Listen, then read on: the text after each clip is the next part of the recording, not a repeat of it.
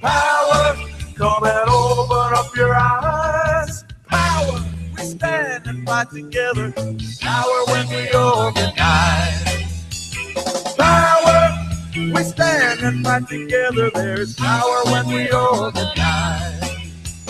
Power, when we stand and fight together. There's power when we organize. You're listening to The Rick Smith Show. For more information, go to thericksmithshow.com. If you've missed any portion of the program, you can download the podcast at thericksmithshow.com.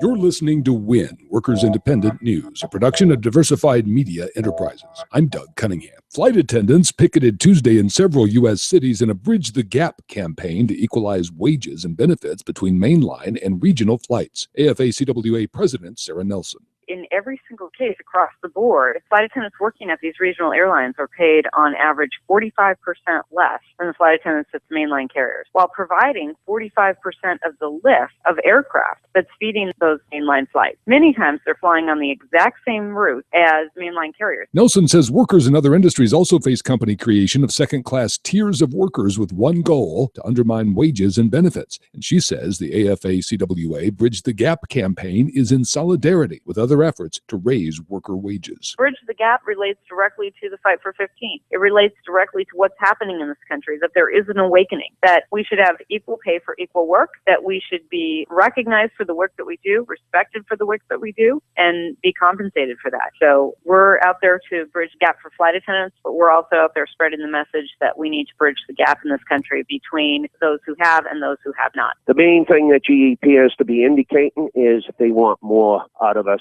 in terms of medical cost sharing, even though 4 years ago they shifted billions of dollars over to us with a new medical plan where we're paying very high deductibles, high co-payments. UE Local 201 business agent Rick Casilli. General Electric and unions representing 16,500 workers are at the negotiating table now working on a new labor contract. Despite having made $16 billion in profits in 2014, GE wants more concessions from its workers, both union and non-union salaried workers. GE made their industrial divisions over $16 billion in profit in 2014. Part of that rise is due to what they already shifted on us 4 years ago in medical costs. With what they just did to their salaried members, they're going to get $1.4 billion off the books in future benefit obligations to retirees. If they do it to us, you're talking anywhere in the range between $5 billion and $7 billion. GE is also trying to complete the sale of its appliances division to the Swedish company AB Electrolux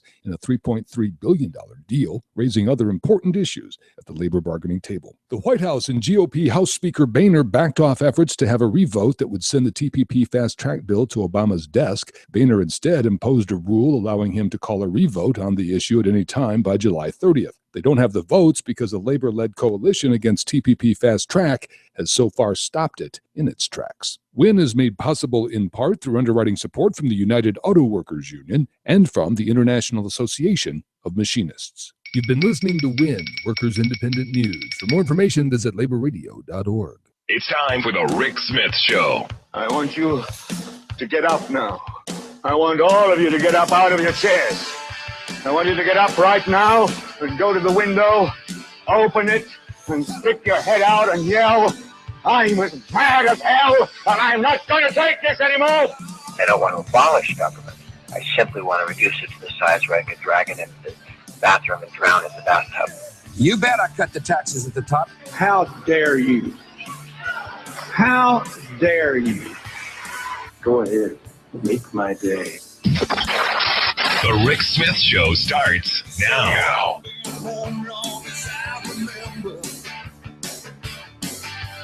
This town gonna be here long after I'm gone.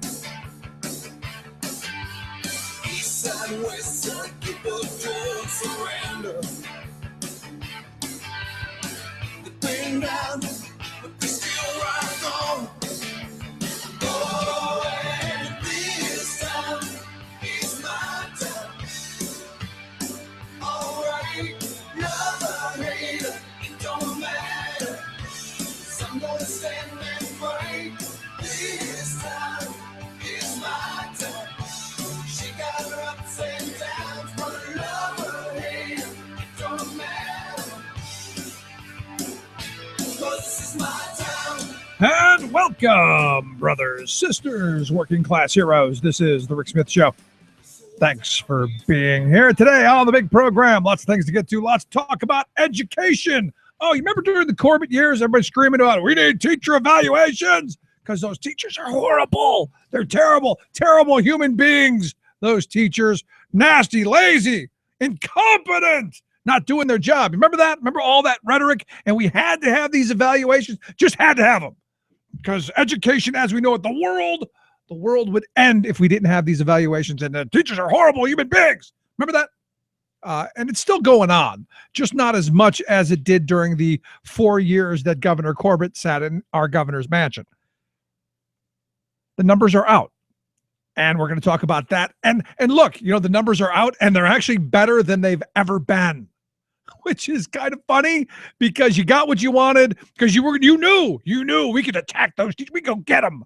Those lazy, no good for nucks, them and their unions. And it turns out by the matrix that the Corbett administration and the Republicans put forth, the teachers are actually doing better than they did under the old matrix. So the question is, who are they going to beat up? We will answer that and talk about that a little bit more because look, they're going to continue to attack the teachers. They're going to. You're going to always have some right-wing shill, some idiotic crank, some little twerp running around trying to make a name for himself. You're always going to have that. And they're always going to be looking for a job and looking for attention by distracting and going after someone else. Reality is teachers doing a good job.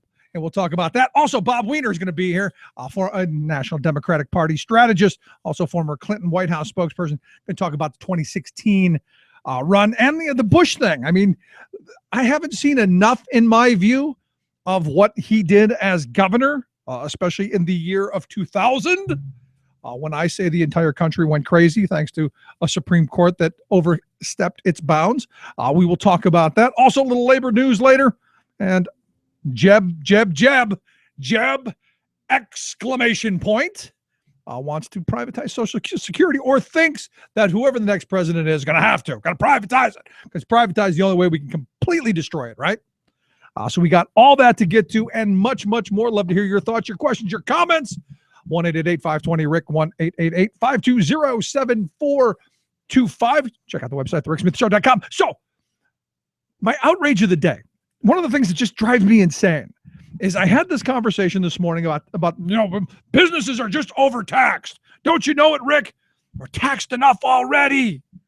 And yes, I did find a Tea Party person who actually knew what the acronym was, which I was very proud of him.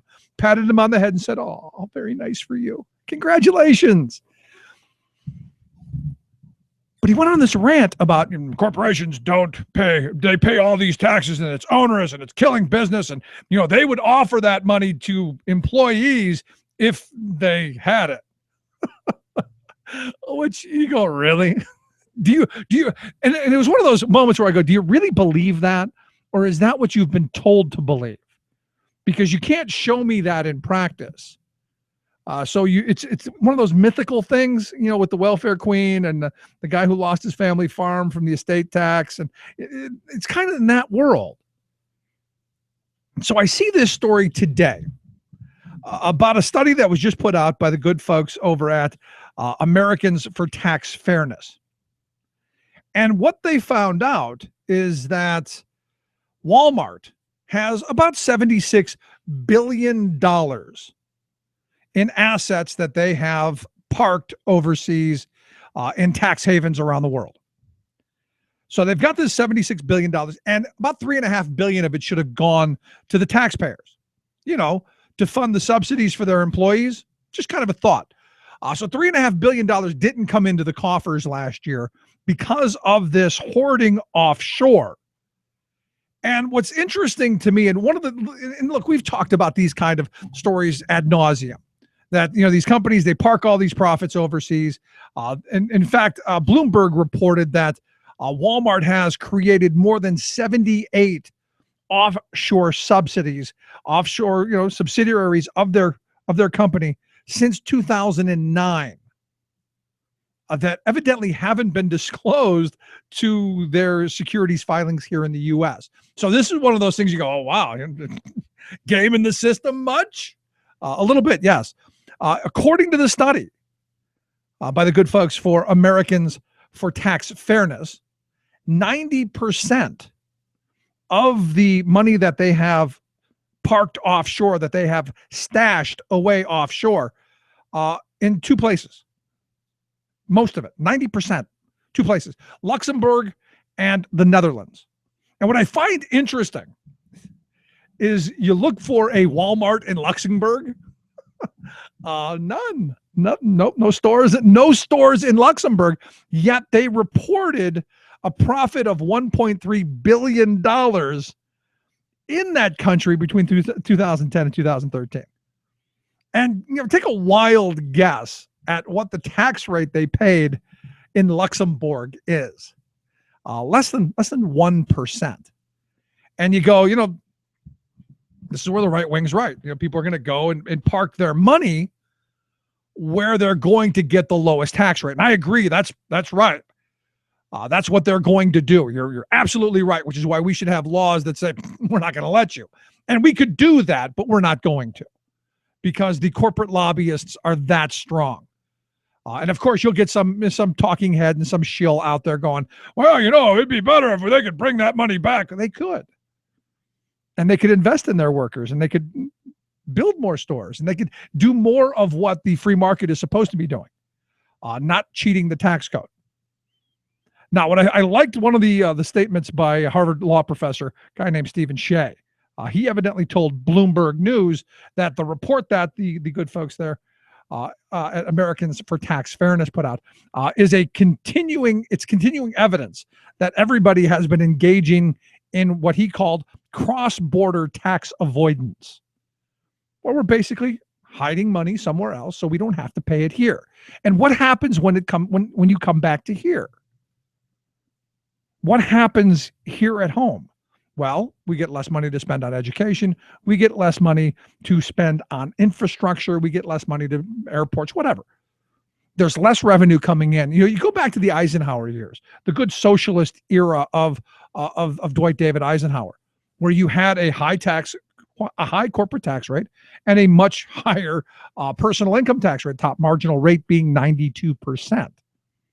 We invested in a highway system that was built all across this country. We didn't go begging for public-private partnerships. We didn't go, oh, please, can we please have, here's our tin hat. Oh, please give us a quarter. Can you spare a dime? I don't remember us doing that. Maybe I missed it. Maybe I didn't see Ike out there with his tin cup. Maybe I just, maybe I missed it. But I remember us building stuff and lots of stuff.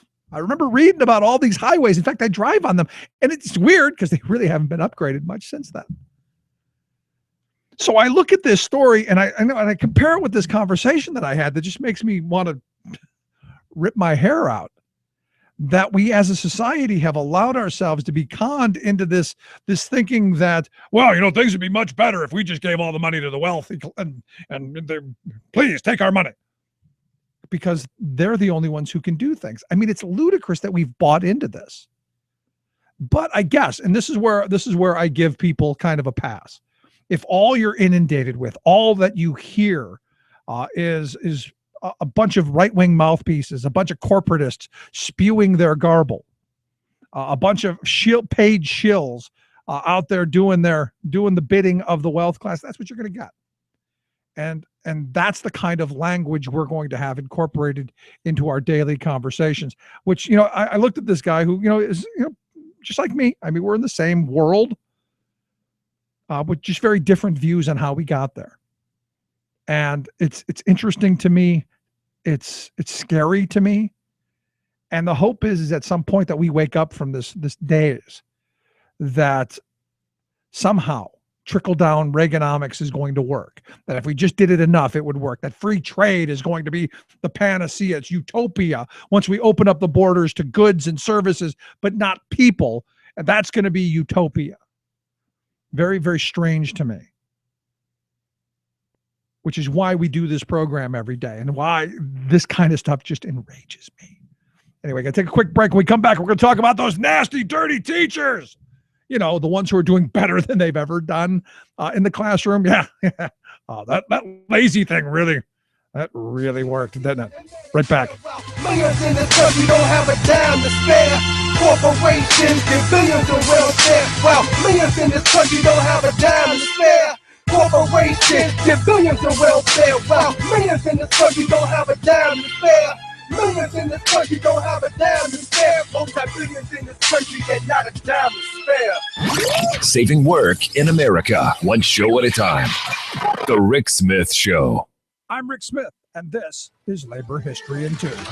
On this day in labor history, the year was 1903. Mary Harris, better known as Mother Jones, held a rally in Philadelphia. The famous Irish-American labor leader had come to Pennsylvania to support a strike of textile workers. As many as 100,000 workers were out on strike. 16,000 of them were children. In her autobiography, Mother Jones recalled how the children came to the union headquarters. Many of them had suffered some sort of injury in the mills. She called the rally to bring public attention to the conditions of child labor. She had tried to get the local newspapers to report on the injuries, but the newspapers balked because the mill owners held stock in the papers. In her autobiography, Mother Jones described the rally, writing, "A great crowd gathered in the public square in front of City Hall. I put the little boys with their fingers off and hands crushed and maimed on a platform. I held up their mutilated hands and showed them to the crowd, and made a statement that Philadelphia's mansions were built on the broken bones, the quivering hearts, and the drooping heads of these children, that their little lives went out to make the wealth for others." The newspapers picked up the quote about the mansions and reported it in their papers. Mother Jones was pleased that she had helped to get the conversation about child labor started, but she knew it would quickly fade away if she did not keep public attention on the brutal conditions children faced every day. So she planned what has become known as the March of the Mill Children, from Philadelphia to President Theodore Roosevelt's home in Oyster Bay, New York. Through her efforts, Mother Jones helped to bring national attention to the plight of child labor. Labor History in 2 brought to you by the Illinois Labor History Society and The Rick Smith Show. For more information, go to laborhistoryin2.com, like us on Facebook, and follow us on the Twitters at Labor History in 2. This is the Media Matters Minute. I'm John Kerr. He's threatened before, but this time real estate mogul and reality show host Donald Trump says it's for real. He has officially entered the presidential race. For years, Trump has made regular media appearances, particularly on Fox News, to push absurd conspiracies. Let's take a listen to some of the worst. During an interview with Greta Van Susteren, more than a year after the release of Obama's long-form birth certificate, Trump claimed, "All you have to do is pick up the newspapers and you'll see there are many people that have serious questions about what he presented. There were many, many people." And on Fox and Friends, during a rant pointing to cold winter temperatures around the country, "This whole global warming hoax, well, it's a hoax. I think the scientists are having a lot of fun." What's more, following Obama's re-election and 2 tweets he later deleted, Trump called for a, quote, revolution. For more on this and other stories, please visit MediaMatters.org.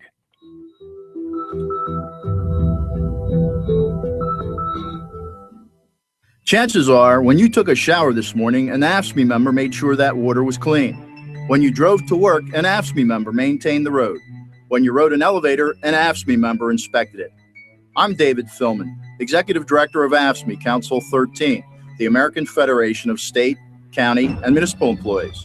AFSCME members enforce regulations, keep prisoners behind bars, take care of patients, protect the environment, and more. The work isn't glamorous, the salaries aren't high, but AFSCME members serve the public in every aspect of our daily lives. Chances are, you'll never see that AFSCME member working in a sewage plant, diving underwater to repair a bridge, or answering a 911 call. But aren't you glad they do? For more information, visit AFSCME13.org. We are AFSCME. We make Pennsylvania happen!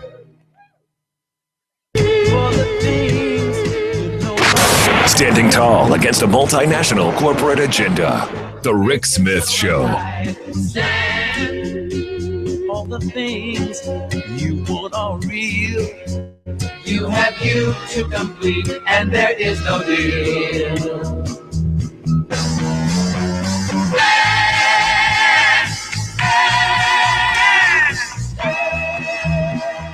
Welcome back to the Rick Smith Show.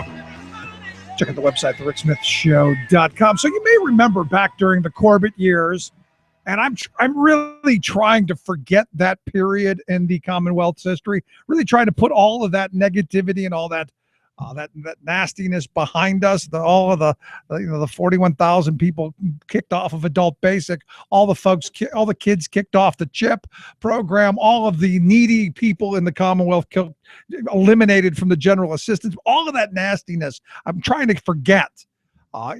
But I do remember the one thing that the Corbett administration said, and Tom Corbett was very clear. He said there's something definitely wrong with Pennsylvania's education. He says when over 99% of the teachers in the public school system of Pennsylvania are listed as satisfactory, I know something's wrong. And you know that something's wrong. Well, it turns out they did their whole evaluation thing. The numbers are in.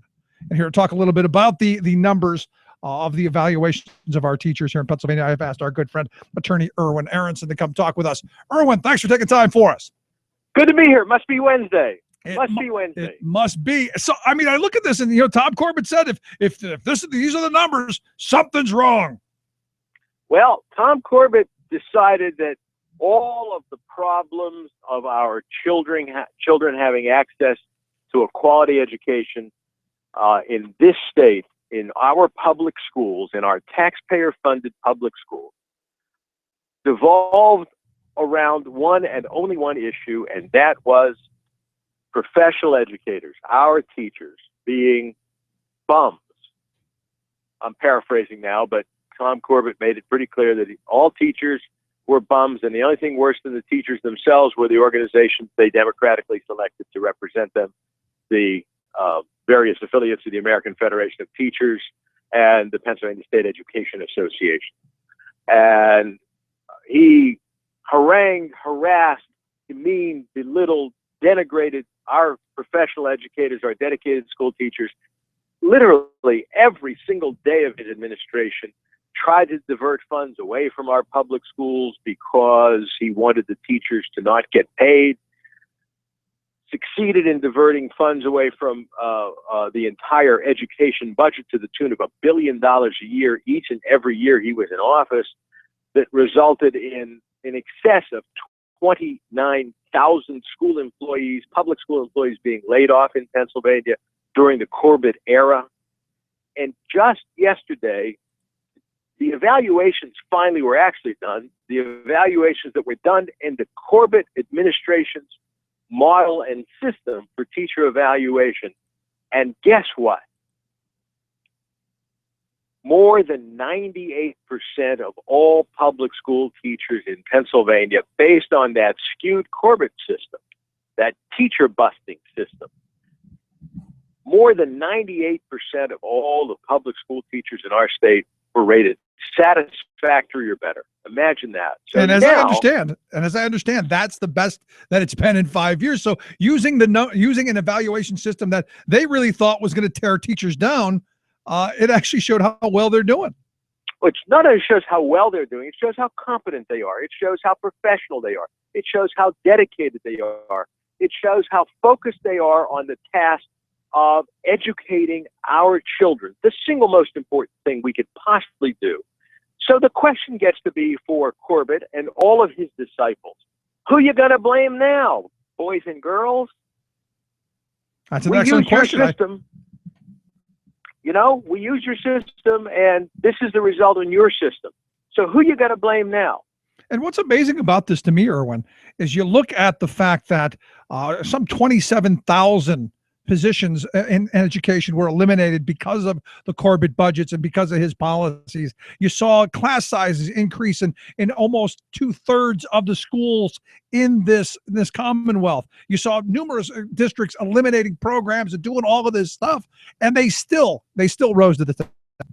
That's right, and the Corbett people like to use that 27,000 number. It's more than 29,000 actually.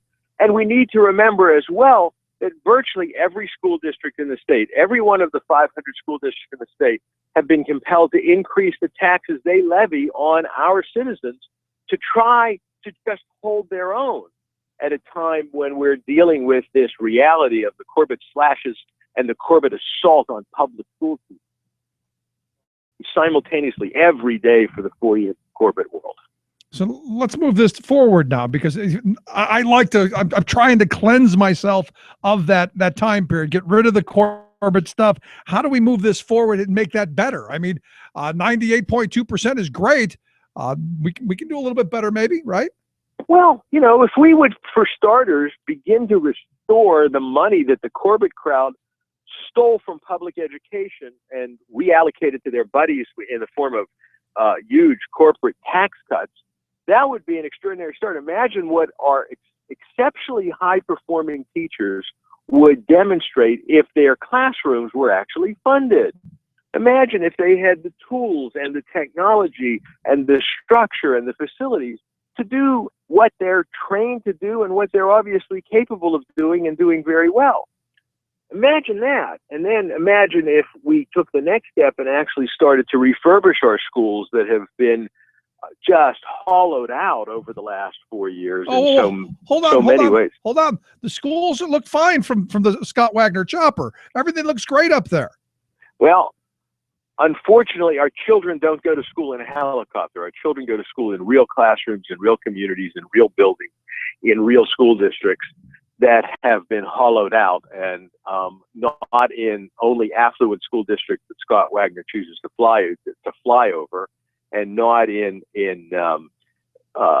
perfect weather with a helicopter pilot at 1,300 feet in the air. So that's an interesting joke, but it's nothing more than a joke.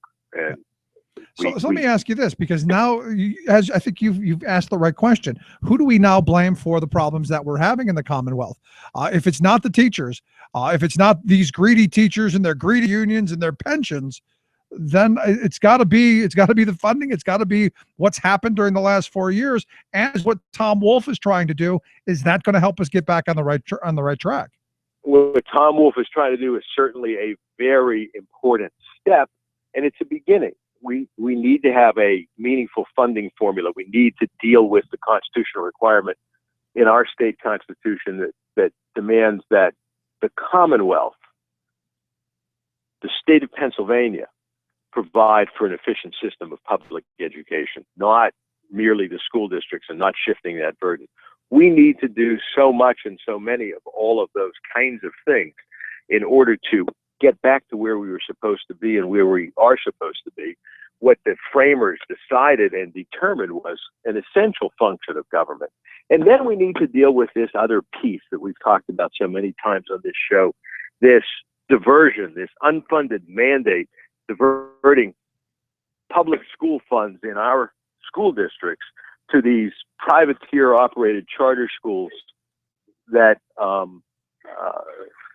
continue to drain and siphon off money from our public school districts endlessly, continuously, obnoxiously. And every dollar that goes and is diverted from our public school system to these privateered charter schools, and every dollar also, by the way, that is diverted because of this thing they call the EIT, the Education Investment Tax Credit, the EITC, where businesses get a credit for against their tax obligation to the state for every dollar they channel to a private school of their choice. We need to begin to deal with that and stop that diversion as well. This is another one of those things I was just talking about, where, you know, back in the fabulous days of the socialist president Dwight David Eisenhower, we didn't beg corporations, we didn't beg people to pay their taxes. You paid what you were supposed to pay, what you were required to pay, and we used that to invest in roads and bridges and schools and all that. It seems like now we've got to go with our tin cup in hand and beg, oh, please, can we invest in schools? And, oh, by the way, you can create your own little school and do this that has your name on it, and then we pay for it. It just seems twisted to me. Oh, it is beyond twisted. It's perverse, and it's cynical, and it is really a big, ugly, nasty, mean-spirited, terrible, terrible lie. and the time has come for us to call it out. But what we have learned now is the one essential player in all of this that cannot be and must not be treated this way are the teachers who, of course, have been demonstrated in a system that was geared and made and developed to embarrass and demean them, have demonstrated nonetheless that they are at the top, that they are at the top of their game, that they are doing extraordinary work with great regularity and ought to be recognized and not beat up. Just imagine what we could do if we were at a spot where instead of teachers being beaten up and treated as if they're the enemy, have our teachers be treated as if they are the essential part of our system that they are, that our children rely upon. You know what's frustrating to me, though? We keep hearing people use the word, and I argue misuse the word reform. Everybody wants to reform something, and generally it comes down to destroying what we have and destroying it into something that doesn't work for we the people. It works for a narrow few number of folks' special interest. And I got to tell you, I'm kind of tired of people misusing the word reform. Yeah, well, they've hijacked a word and perverted its meaning, and therein lies the rub of all rubs. When I hear these people say reform now, my antenna immediately go up. Okay, it's just that simple. And I wish it were otherwise, but it isn't. And I wish we could say otherwise, but it can't. I mean, back where I started and started in this activity as a profession in the early 1970s, we reformed unemployment compensation. We reformed workers' compensation. We reformed so many things that working people have a right to rely upon. And they were true reforms where we made things better for the people. And now what we have is this other silliness that under the guise of reform, we have cutting, slashing, demeaning, denying, destroying. And I understand it. I get it. I'm shocked by it. And I, with great regularity, encourage those with whom I interact to stop using and allowing others to use this vernacular to cheat and steal from us and from our kids and from our system and from our safety net. Since you brought up cheat and steal, let's talk about the pension thing. Because, here again, this is another attack on those teachers who are doing, I think, extremely important work, probably one of the most important jobs in the country. And yet we demonize them on one hand, and on the other, they want to steal their pensions. Oh, it's worse. It's not just stealing their pension. As you're aware, because we've talked about it both on air and off, Senate Bill 1, this so-called pension reform that is anything but legislation, is 410 pages long. And God bless him, Pennsylvania AFL-CIO President Rick Bloomingdale, in combing through the bill, uncovered something, and he brought it to my attention. I have since spent a considerable amount of time doing research to understand it. On page 268 of that 410-page bill that got rushed through the Senate without so much as a public hearing, and before the ink was dry on 409 of the 410 pages, Rick discovered this couple of lines on page 268. And they're innocuous looking enough. It says that under this new pension plan, this defined contribution plan, that is not really a pension, but just a deferred savings plan that provides nobody with any guaranteed benefit for any guaranteed period of time, and penalizes new hires if it were to be passed, and indeed actually penalizes people that are presently in the system as well in violation of the Pennsylvania Constitution. Also says that the new plan will be exempted from the requirements of Act 44 of 2010. But we don't get the benefit of them bothering to explain what Act 44 is. But I went to the books and I looked at what Act 44 is. Act 44 is an interesting law. It was adopted in 2010.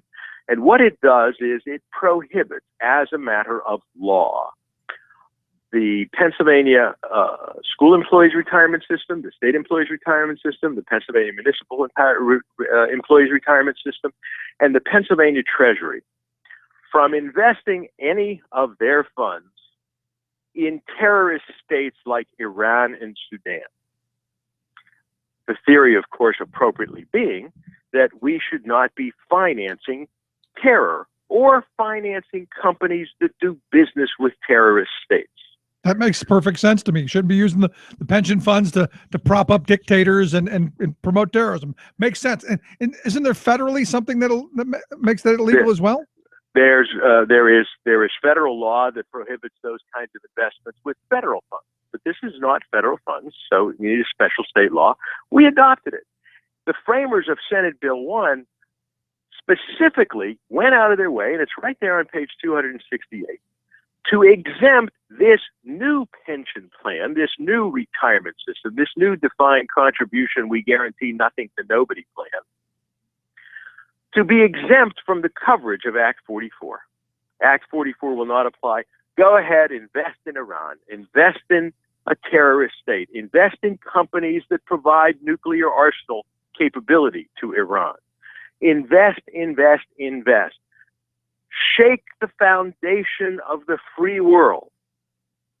But then they go on and do one more thing, Rick, and this is every bit as shocking. Right after, the same page, right after exempting this new hocus pocus plan from Act 44 and its prohibition on investing in terror states and on businesses that do business with terror states.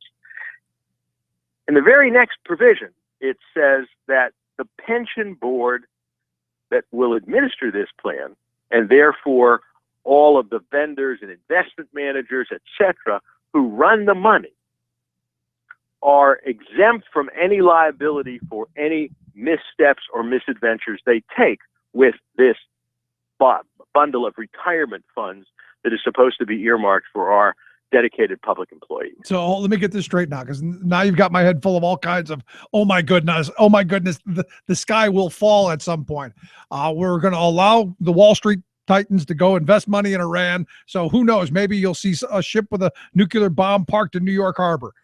And we're not going to hold anyone accountable for what they do. Is that what you're telling me? That's what it says. I don't do them. I just explain them. And that's there. It's right there. It's right on page 268 for anybody to see. And you just hit the nail on the head. The next time Hezbollah or Hamas decides to attack our only ally in the Middle East, the only democracy, Israel, and rain bombs down on nursery school children and rockets on nursery school children, and Israel takes the extraordinary step of attempting to defend itself, what happens next is Iran gets in touch with the United States of America and says, we have a ship with a nuclear bomb that's in New York Harbor, and it's going to go off in 3 days unless you make your ally Israel back off. And that's the new foreign policy. And who would be responsible for it? The liability exempt people that are running the money in this new hocus pocus retirement plan. No, even better yet, it'd be those greedy teachers. It's their pension fund. Yeah, well, the greedy teachers, the ones who are having their pension slashed while not having a voice in how it operates. So now I think we've figured out the next line of attack on teachers. Yeah, I think so. I think you're quite right. So let me ask you this, and this is the last line of questioning I've got on this. Is there any way to know who put that in there? I mean, because that's very curious language on a couple of fronts. Do we know who? I know it's their bill and it's the whole group speaking for it and everyone who votes for it, it's theirs. But do we know who specifically wrote that in there? I do not. I only know because it's listed on the first page of the legislation who the sponsors are. And at a minimum, we have to assume that people who sponsor legislation are responsible for its content. Absolutely.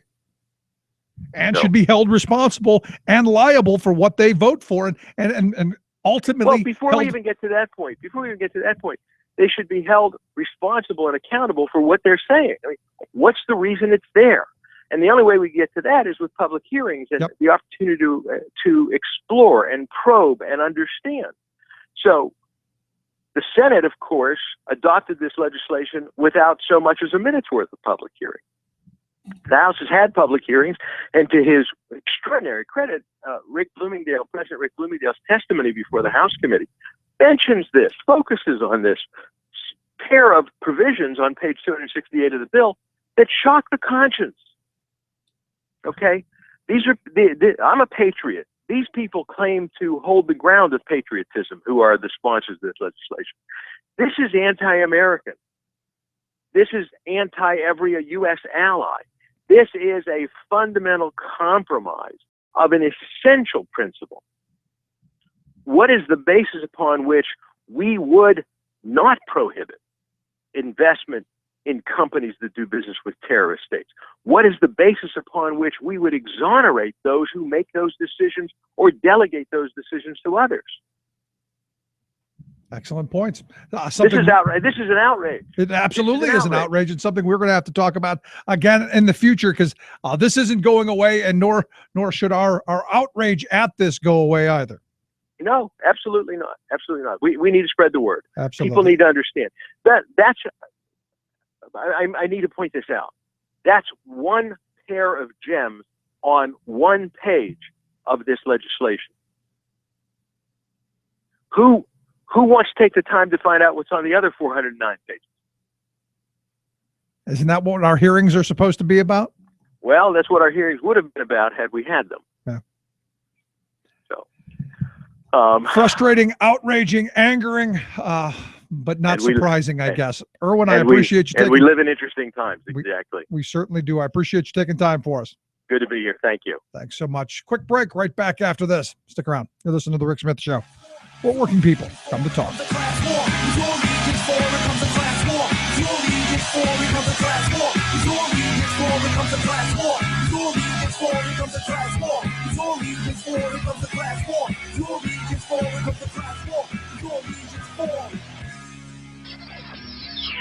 You're listening to The Rick Smith Show.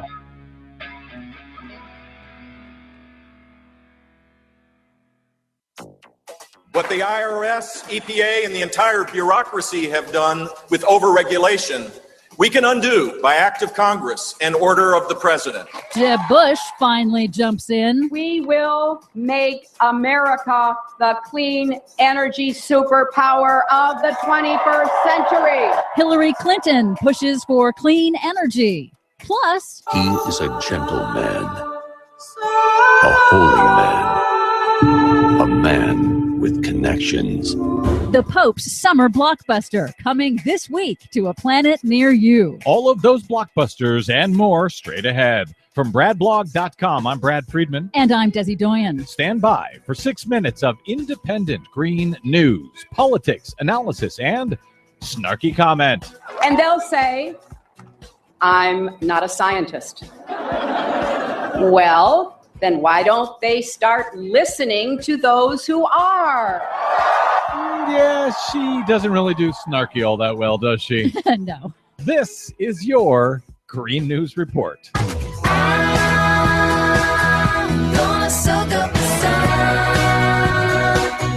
Okay, Desi Doyen, I know you got a lot to get to today, but first, I feel as a public service announcement, I must note right off the top that the sun has not exploded. Oh, really? That's right. Are you sure? Well, I'm pretty sure. The Athens Banner-Herald in Georgia said on Monday that, quote, "This is the emergency broadcast system. Please ignore this message as always. By the way, the sun just exploded and we're all about to die."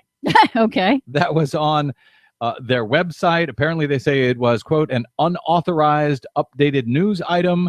But to our knowledge, the sun has not exploded." To their knowledge. That's right. What do you have for us that is not fake news today, Desi Doyen? Well, Jeb Bush on Monday officially announced his intention to seek the 2016 Republican presidential nomination. We've been tracking the climate change positions of all the 2016 candidates, and Jeb, like nearly all the Republican contenders, is still stuck on denying the scientific consensus that global warming is man-made. Here he is just last month. The climate is changing.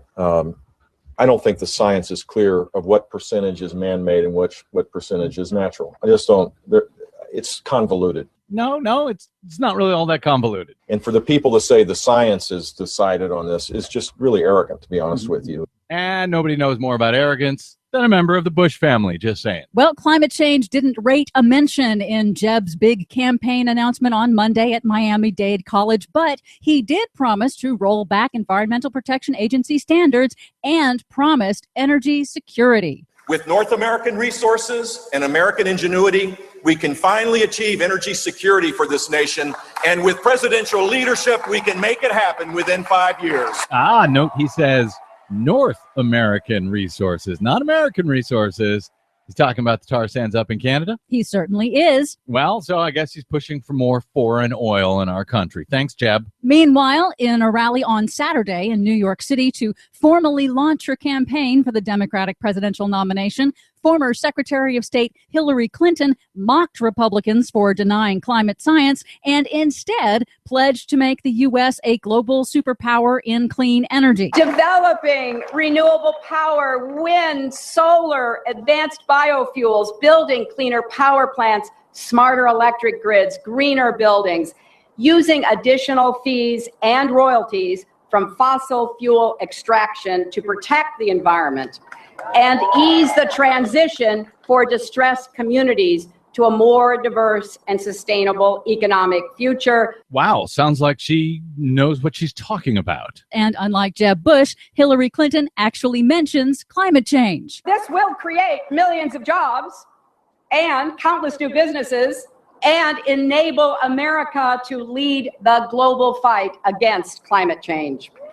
Meanwhile, Shell Oil's massive Arctic drilling rig, the Polar Pioneer, was met by a flotilla of kayaktivists while attempting to leave Seattle's harbor early Monday morning. The kayaktivists were able to delay the rig for a short time, but then harbor police detained and released 24 people, including Seattle City Councilman Mike O'Brien, for what they said was breaching the safety zone around the rig. That carries a $500 fine.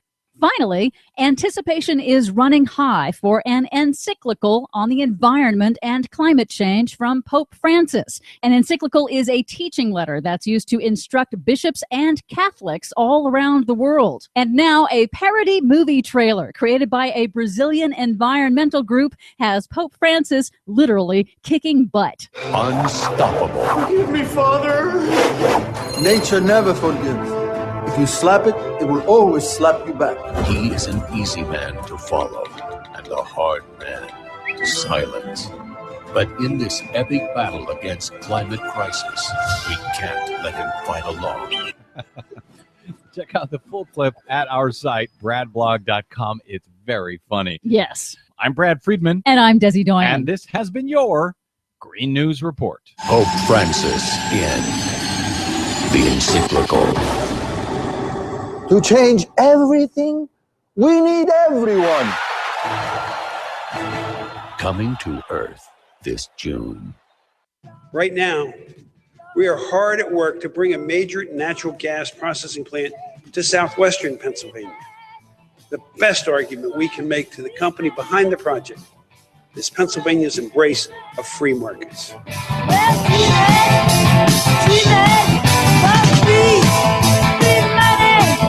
Never mind the $1.7 billion in tax handouts. Never mind that. We embrace free markets, big, sloppy, wet kiss.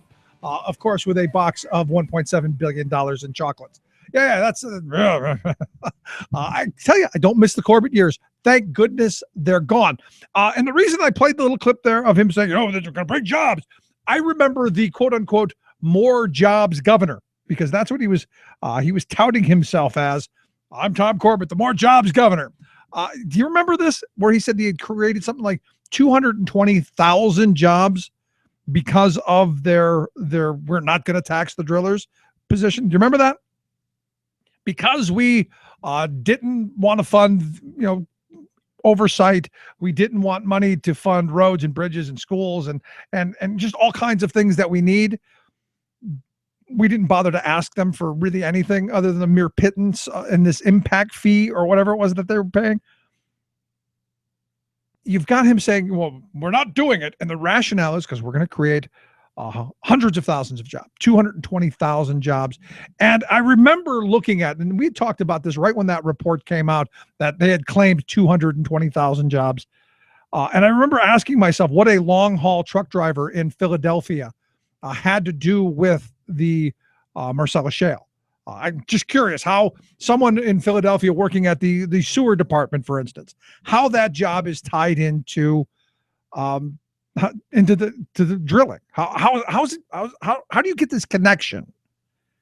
And the reality is I guess you could make a couple of jokes, like the water and sewer guy in Philadelphia, cleaning the water or testing the water because you could have some runoff and all of that. I guess you could, but no one would take you serious.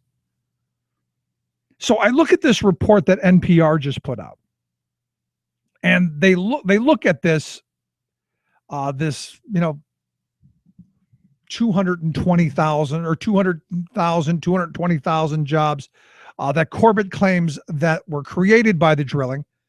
And the big headline is somehow Pennsylvania lost 160,000 gas industry jobs overnight. And they said, what happened? Were they fleeing the tax? Is the end of the drilling? What? We lost 160,000 jobs. And what it was is the Wolf administration said, look, we've got to figure out what jobs are coming from where we're best invested in. Okay, if they really are creating 200,000 jobs, there's a lot of impact there we got to look at. So they looked at this idea of, where are these jobs at? How do we track the employment in the industry? How many jobs are actually in the Marcellus Shale industry? How many people are driving the trucks? How many people out there with a little cranks drilling the well down? How many people are cleaning up the mess? I don't know, all of that. Or even the ancillary jobs. How many people are making the steel? How many people are making the chemicals? All of that. And what they came up with is a number much, much different than the 200,000 or 220,000 that Corbett had said. They came up with somewhere around 30,000. Now, I remember at the time when we were talking about this 200,000 number, people were saying that it's directly in the shale. There are 200,000 people who are drilling holes. And I remember talking with the folks over at the Keystone Research Center who said, it's more like 7,000. But they came up with the idea that maybe 200,000 people had actually worked in those jobs, that maybe 200,000 people were there. Just that there were 7,000 jobs. So we just hired and fired people several times, a whole bunch of times, like 20 times. So one person would come, they'd work a couple days, you're fired, they'd hire somebody else. Same job, 2 people. Next day, same thing. You just keep hiring people back for that same job. And you could have 365 quote unquote jobs, but only one job where people were doing it. And this is kind of what the Wolf administration is kind of looking at. They're saying 30,000 jobs were in 6 core oil and gas industry job categories. And that, the 200,000 number were other jobs in 30 ancillary industries. And like I said, cleaning up the water in Philadelphia, or the long haul truck. That's the one that got me. I don't know how a long haul truck driver had anything, but okay, I'm okay with it. But I got to be honest, you got to give them credit for their use or misuse of numbers and statistics. What's that saying? Lie to me with the numbers. I don't know. Anyway, some good stuff also coming out of the IMF. I don't usually say much about the IMF in the positive, not a huge fan, but even their economists, and this is one of those things that I find very interesting, even their economists are saying, well, you know what, this trickle-down Reaganomics, I don't know, not so good for folks. The conclusion of this study that they've put out, not so good of the concept of trickle-down economics. And they suggest that the poorest 20% of the people in the world, not just here in the U.S., but globally, should actually make more money. They say raising the income share of the poor and ensuring that there is no hollowing out of the middle class is actually good for growth. And I got to be honest, I read that and I'm thinking, heresy. We've been told if you're hungry enough, you'll work harder, and then you'll work more, and you'll work, and then you'll get rich. Isn't that how we're told it works? You go and you just work, and rich. Kind of reminds me again of the South Park episode with the underpants. collect underpants and rich. And never how you get to that point. I guess it's all about the underpants. The study also called for a bit more investment in healthcare and and hang on for this one, a progressive tax code, progressive taxation, which I've been talking about for years. They write fiscal policy already plays a significant role in addressing income inequality in many advanced economies. I would argue not this one. They say, but the redistributive role of fiscal policy could be reinforced by greater reliance on wealth and property taxes, more progressive income taxation, removing opportunities for tax avoidance and evasion, better targeting of social benefits while minimizing efficiency costs in terms of incentives to save, to work and save. Now, again, this whole idea of the tax avoidance, like Walmart setting up in Luxembourg where they have no stores and then claiming $1.3 billion in profits. Kind of makes me go, I don't quite get it. But I actually do. It's all about tax avoidance. It's all about putting more money into their pockets and less into ours, and less. And that's the game, isn't it? Honestly and truthfully, isn't that how this all is supposed to work? We're supposed to go, oh, well, the wealth class knows what to do with the money because they made it, right? And as one of my friends often says, behind every great billionaire, behind every great billion, is a great crime. And he's got a whole list of folks that we go, wow, really rich, interesting crime, good for them. Interesting use of our legal system to skirt this side of it to give them the competitive advantage, and not really about honest competition. It's about who can stick it to who next and the fastest. And is that the world you want to live on? And that's the question. But I do find it funny, the International Monetary Fund saying, maybe we should give those poor people a raise. Wow. I mean, that's amazing to me.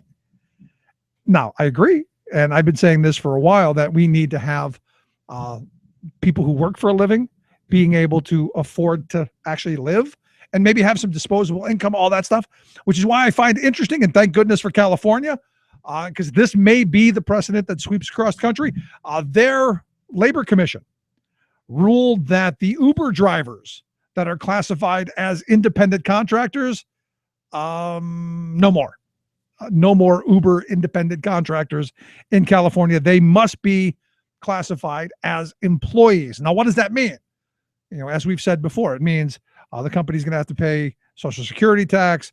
They're going to have to pay Medicare tax. They're going to have to pay unemployment. They're going to have to pay workers' comp. They're going to have to pay all of those things that all employers who play by the rules have to play. They have to pay it in. So what you don't have is this guy or this woman who claims that she was cheated out of $4,200 by Uber because of expenses that she had to pay that would normally be associated with the employer. And what we're seeing is really a shifting of responsibility from those who can least afford onto the backs of those who can least afford it. And what's frustrating to me is I'm not seeing it fast enough, but I'm glad we're seeing it. I'm glad we're seeing that finally someone's going, it's not quite working for me. Maybe just a thought. Maybe we shouldn't allow this to continue. Maybe we need labor law reform. Maybe we need to stop the abuse of independent contractors. Just a thought. Just a thought. And one that I think is very, very important and good for this. And I'm glad because California's been really pushing back against this misclassification. I think they just did it with FedEx not too long ago. And now with this Uber decision, I think it's good stuff. So there you go. If you missed any portion of the program, thericksmithshow.com. That's where you go to get the podcast, the Rick Smith Show app on the smartphone. Take the program on the go wherever you go. And as always, you can email me here, rick@thericksmithshow.com. I'm going to take a quick break. Right back after this. Stick around. You're listening to The Rick Smith Show. We're working people. Come to talk.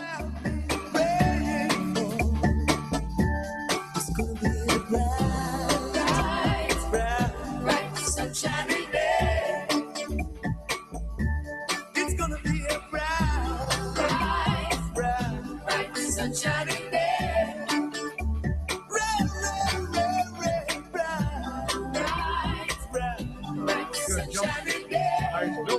Thought-provoking, intelligent conversation with a heart. The voice of the working class, Rick Smith. Would you dive 14 feet deep in the Susquehanna to keep a bridge safe? Would you spend night after night with prisoners to keep your community safe? Would you spend Christmas Eve plowing snow to keep roads safe? AFSCME members do. Men and women who choose to serve in public service. Mine inspectors, 911 dispatchers, healthcare workers, parole agents. You may not think about them, but no, they're all thinking about you. This message brought to you by AFSCME Council 13. You're listening to The Rick Smith Show. For more information, go to thericksmithshow.com. If you've missed any portion of the program, you can download the podcast at thericksmithshow.com. You're listening to WIN, Workers Independent News, a production of Diversified Media Enterprises. I'm Doug Cunningham. Flight attendants picketed Tuesday in several U.S. cities in a Bridge the Gap campaign to equalize wages and benefits between mainline and regional flights. AFA-CWA President Sarah Nelson. In every single case across the board, flight attendants working at these regional airlines are paid on average 45% less than the flight attendants at the mainline carriers, while providing 45% of the lift of aircraft that's feeding those mainline flights. Many times they're flying on the exact same route as mainline carriers. Nelson says workers in other industries also face company creation of second-class tiers of workers with one goal: to undermine wages and benefits. And she says the AFA-CWA Bridge the Gap campaign is in solidarity with other efforts to raise worker wages. Bridge the Gap relates directly to the Fight for 15. It relates directly to what's happening in this country, that there is an awakening, that we should have equal pay for equal work, that we should be recognized for the work that we do, respected for the work that we do, and be compensated for that. So we're out there to bridge the gap for flight attendants, but we're also out there spreading the message that we need to bridge the gap in this country between those who have and those who have not. The main thing that GE appears to be indicating is they want more out of us in terms of medical cost sharing, even though 4 years ago they shifted billions of dollars over to us with a new medical plan where we're paying very high deductibles, high co-payments. UE Local 201 business agent Rick Casilli. General Electric and unions representing 16,500 workers are at the negotiating table now working on a new labor contract. Despite having made $16 billion in profits in 2014, GE wants more concessions from its workers, both union and non-union salaried workers. GE made their industrial divisions over $16 billion in profit in 2014. Part of that rise is due to what they already shifted on us 4 years ago in medical costs. With what they just did to their salaried members, they're going to get $1.4 billion off the books in future benefit obligations to retirees. If they do it to us, you're talking anywhere in the range between $5 billion and $7 billion. GE is also trying to complete the sale of its appliances division to the Swedish company AB Electrolux in a $3.3 billion deal, raising other important issues at the labor bargaining table. The White House and GOP House Speaker Boehner backed off efforts to have a revote that would send the TPP fast-track bill to Obama's desk. Boehner instead imposed a rule allowing him to call a revote on the issue at any time by July 30th. They don't have the votes because the labor-led coalition against TPP Fast Track has so far stopped it in its tracks. WIN is made possible in part through underwriting support from the United Auto Workers Union and from the International Association of Machinists. You've been listening to WIN, Workers Independent News. For more information, visit laborradio.org. I don't want everybody to vote. Elections are not won by a majority of people. They never have been from the beginning of our country, and they are not now. As a matter of fact, our leverage in the elections quite candidly goes up as the voting populace goes down. The billionaires don't want you to vote this year. We'll send you a message that's loud and clear that the votes can't be counted in your community. Why even register? Don't waste your energy. Don't go to the polls on election day, because we bought the election and it better go our way. And on election night, we'll sit back and glow. The billionaires don't want you to vote. Welcome back to The Rick Smith Show. Check out the website, thericksmithshow.com. Take you back to the good old days, 1980, right there with Paul Weyrich, the guy who co-founder of the Heritage Foundation, telling 20,000 Baptist ministers, no, you don't want those people, everyone voting, just the people in your pews who you control. That's who we want voting, so we can have our insanity pushed to the forefront, and you push all those other people down so that they don't get what they want. And it goes back to when I was in high school, and the government teacher said the same thing. Look, don't bother voting. Makes my vote that much stronger. And I look at what happened in 2000. You had George's big brother, Jeb, making sure that a bunch of people didn't get to vote. And I haven't heard much about it since Jeb ! Announced, which is why we've asked Bob Weiner. He's a national Democratic strategist, also a former Clinton White House spokesperson. Bob, thanks for taking time for us. It's a pleasure, Rick, and what you've done and still do with your show is really a remarkable contribution, so thanks for having me on. I appreciate that. But, I go back to 2000, and I got to tell you, I think the Supreme Court jumping into the middle of the 2000 election and coronating and knighting George W. Bush as president was probably one of the most destructive things that we have seen in this country. Well, I would like to refer our listeners to the op-ed we had, a feature in the Des Moines Register, which after we wrote it, Jeb sank 5 points in the polls and grew into the tie that he now is. It's his elephant in the room. His role in the Bush v. Gore recount, where he took the election from Al Gore by instructing Katherine Harris to slow walk it and calling Rove and calling the Bush campaigners and strategizing with them after he said he would be recused. His staff said he would be recused. And he said, in response to the records that we found and that the Los Angeles Times found of 95 phone calls, I don't have a clue. And the Des Moines Register reported he refused to comment. It's just nonsense and typical of this non-charismatic but vicious guy underneath who's a corporate sympathizer. So that's what you got with Jeb Bush. Yeah, let me ask you this, because going back to that period, I remember over the last number of years, I've had Greg Palast on, who did some investigative reporting down there and uncovered this whole choice point thing where they went and they purged like 90,000 people from the voting rolls. In fact, there was one guy that Palast found that hadn't, and this was 2000, that was going to commit a crime in 2007. So they purged his name from the rolls because they knew in the future, he probably was in like high school or something. They knew in the future that he would commit a crime. The U.S. Commission on Civil Rights called the Florida election officials, including Jeb and Katherine Harris, gross dereliction and injustice. And they said that even though black voters represented only 11% of ballots cast, over half of the supposedly spoiled ballots were cast by African-American voters. What they did was, the Election Commission said it, a confluence of circumstances that indicates intimidation and harassment of the Florida voters. So that's what you got with Jeb Bush is somebody who's going to push voter suppression and stop Democratic votes. So now that you put it in that frame, that's exactly what the Republican faithful, I think, wants. Well, yes, but thinking Democrats and independents don't. And so Jeb is a flawed, failed candidate because of his last name, but also because of the legacy of what they did with Iraq and the economic crash and the fact that they would go back to deregulation. With Jeb, when he says of Hillary, it's the same agenda under a different name. My God, that's what he is.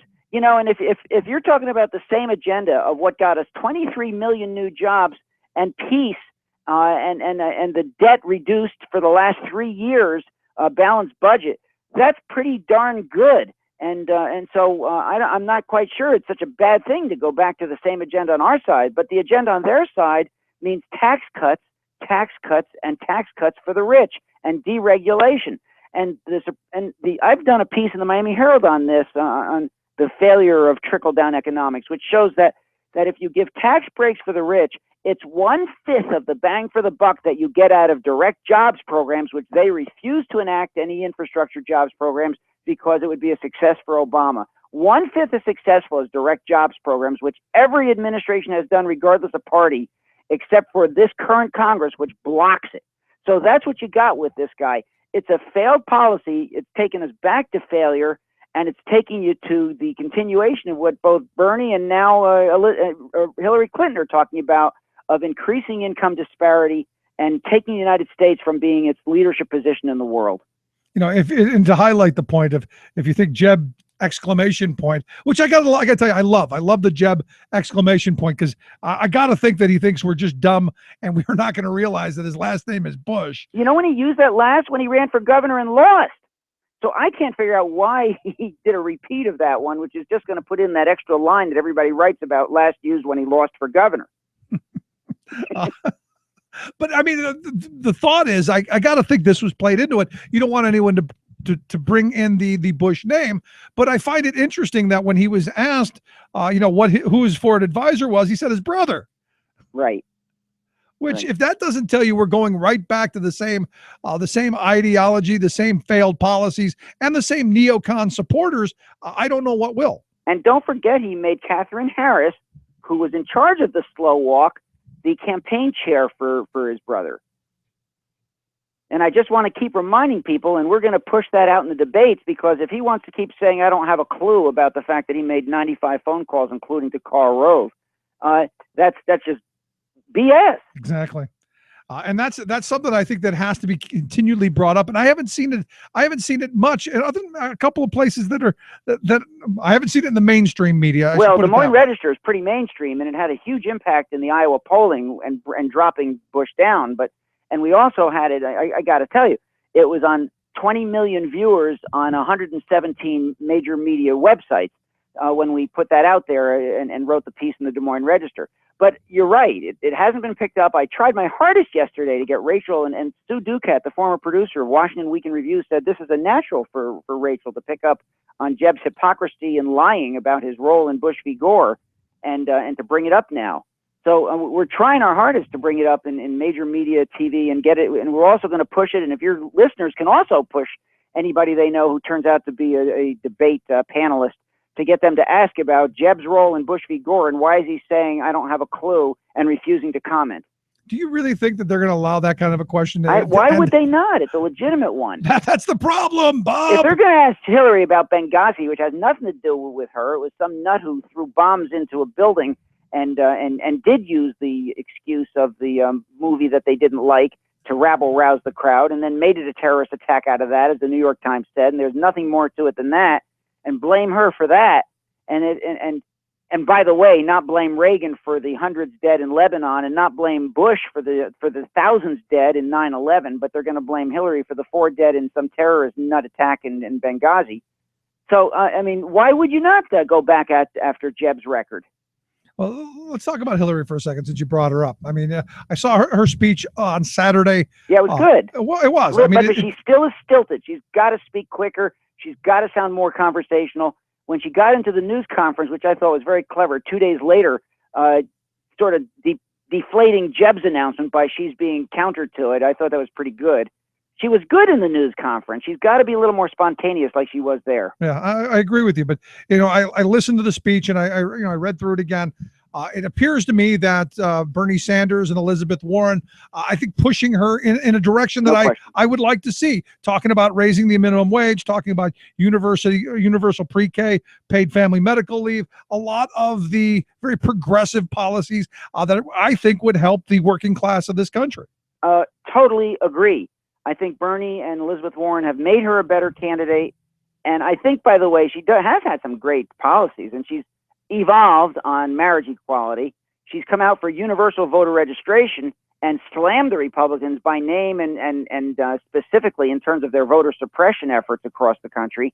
So I think she's doing all right. I mean, this is so early, and she has said that she's going to be putting out specific policy papers. So did Jeb say. I can't wait for Jeb's.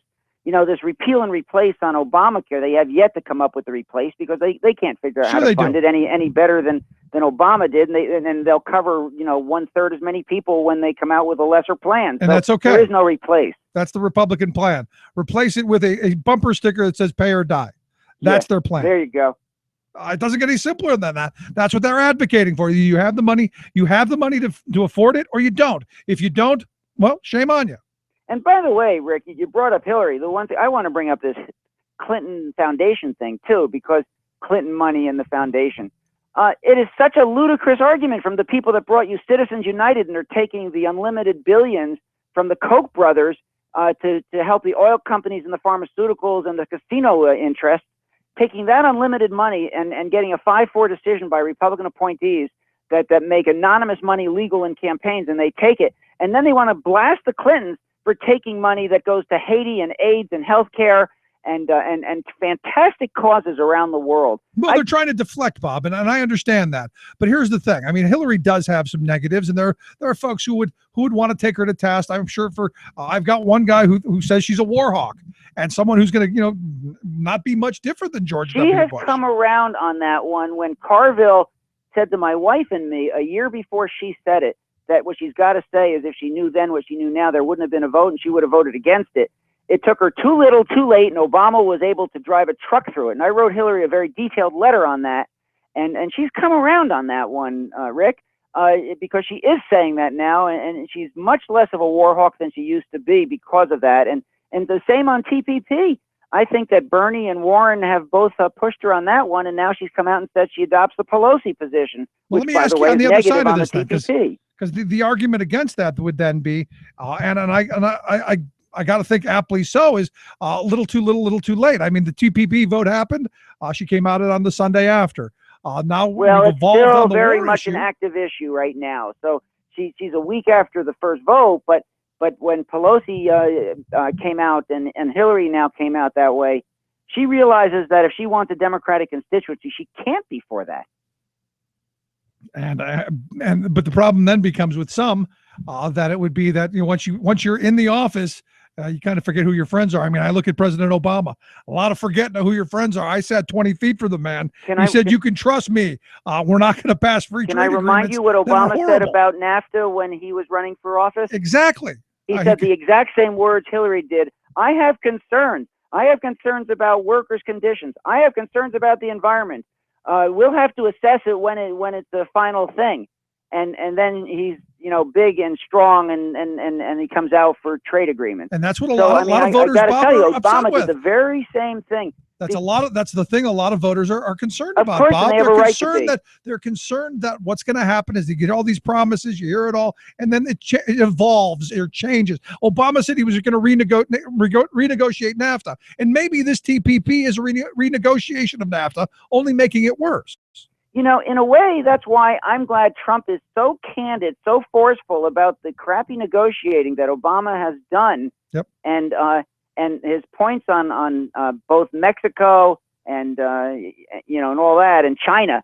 Actually, for all of his babble and all of his narcissism, nativism, and nonsense, as Axelrod said, I loved how he put it that way. He actually had something to say about Mexico and China that nobody else says, and the strategy of good negotiations. You mean they're rapists? Well, it's a bit over the top, but there is a point to who the people are that come over here. They're not the ones that are succeeding in Mexico, obviously. They're the ones who are not. Most of them are the ones that are starving, trying to eke out a meager existence, working in our fields, picking our produce. Let me tell you something that I say on every radio show I'm on, Rick, and I'll say it on yours too. And yours is unique.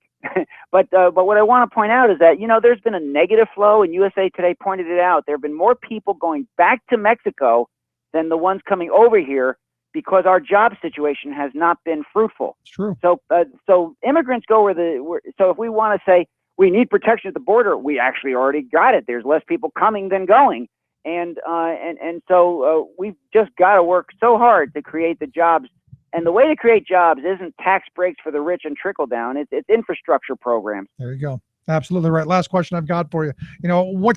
Where do you see I'm really looking at the Republican debate structure. I'm really looking at that. Is it going to be the circus event that we all think it's going to be? Or do you see the party pulling something out of the hat saying, we don't want a 2012? Because the way I'm looking at it with everybody in, this has got to be better than 2012. Well, right now, Trump is in and Kasich is out, which is stupid. It's the first one's in Ohio. Fox is trying to take over New Hampshire and Iowa's roles. And the New Hampshire union leader guy said that he's not going to let it happen. He's going to have his own forum, and he's got people agreeing to it. So that's a very flux situation. You can't have legitimate, and Santorum, who came in second, wouldn't make the cut of the top 10 now. So I don't know what they're going to do with that one. They've got to probably have two debates over 2 hours and include everybody in. I think that's where they're going to land. And if Fox doesn't do it, then CNN will fill it in, or C-SPAN will. Yeah. I've been pitching this idea of like a March Madness type debate schedule where we just have debate offs. It's my view on it. But Bob, I appreciate you taking time for us. I'd love to have you come back as this continues down the road. It's a pleasure. And give the Hillary side. Thanks, man. Well, I'll give the progressive side, and hopefully Hillary's part of that. So thanks, Rick. All right. Thanks so much, Bob Weiner, Democratic strategist, former Clinton White House spokesperson. A quick break, right back. Stick around. You're listening to The Rick Smith Show. A boy with a gun. I got a picture in my pocket of a lucky one. I'll announce the winner on the radio with my microphone. I do a super show. I wear a cowboy hat. It is my business hat. I'm on till 1 a.m. I must tell you that I'm a man with a mission. The Rick Smith Show, changing America for the better. I'm Rick Smith, and this is Labor History in 2.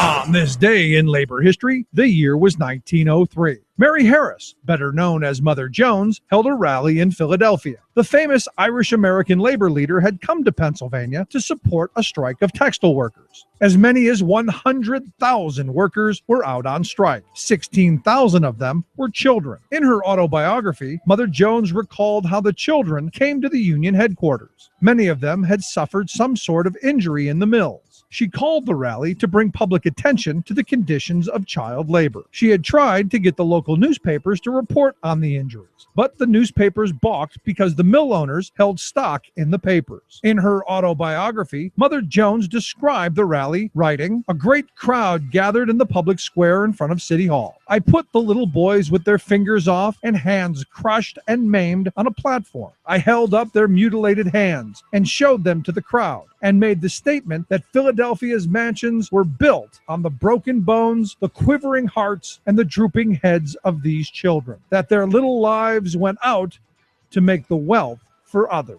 The newspapers picked up the quote about the mansions and reported it in their papers. Mother Jones was pleased that she had helped to get the conversation about child labor started. But she knew it would quickly fade away if she did not keep public attention on the brutal conditions children faced every day. So she planned what has become known as the March of the Mill Children, from Philadelphia to President Theodore Roosevelt's home in Oyster Bay, New York. Through her efforts, Mother Jones helped to bring national attention to the plight of child labor. Labor History in 2 brought to you by the Illinois Labor History Society and The Rick Smith Show. For more information, go to laborhistoryin2.com, like us on Facebook, and follow us on the Twitters at Labor History in 2. Tales of American Political History with Clinton Porter Hackney. We've been talking about the custom of handshaking and how Thomas Jefferson used them to make a political statement. Jefferson began his presidency in the spring of 1801. The United States was 12 years old. Throughout his administration, he would be said in today's lingo to be laid back. He was somewhat reserved and treated Congress as if the world was fine and nothing much needed to be done. Yet whenever he took action in his life, he tended to accomplish a lot. Jefferson gave us a Declaration of Independence. He gave us diplomacy in Europe. He also helped give us an incredible Constitution. And he gave us the Louisiana Purchase and Lewis and Clark's Northwest Territory.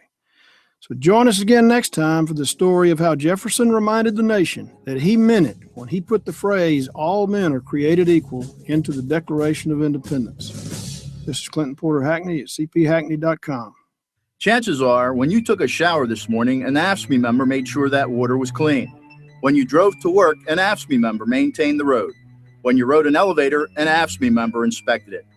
I'm David Philman, Executive Director of AFSCME Council 13, the American Federation of State, County, and Municipal Employees.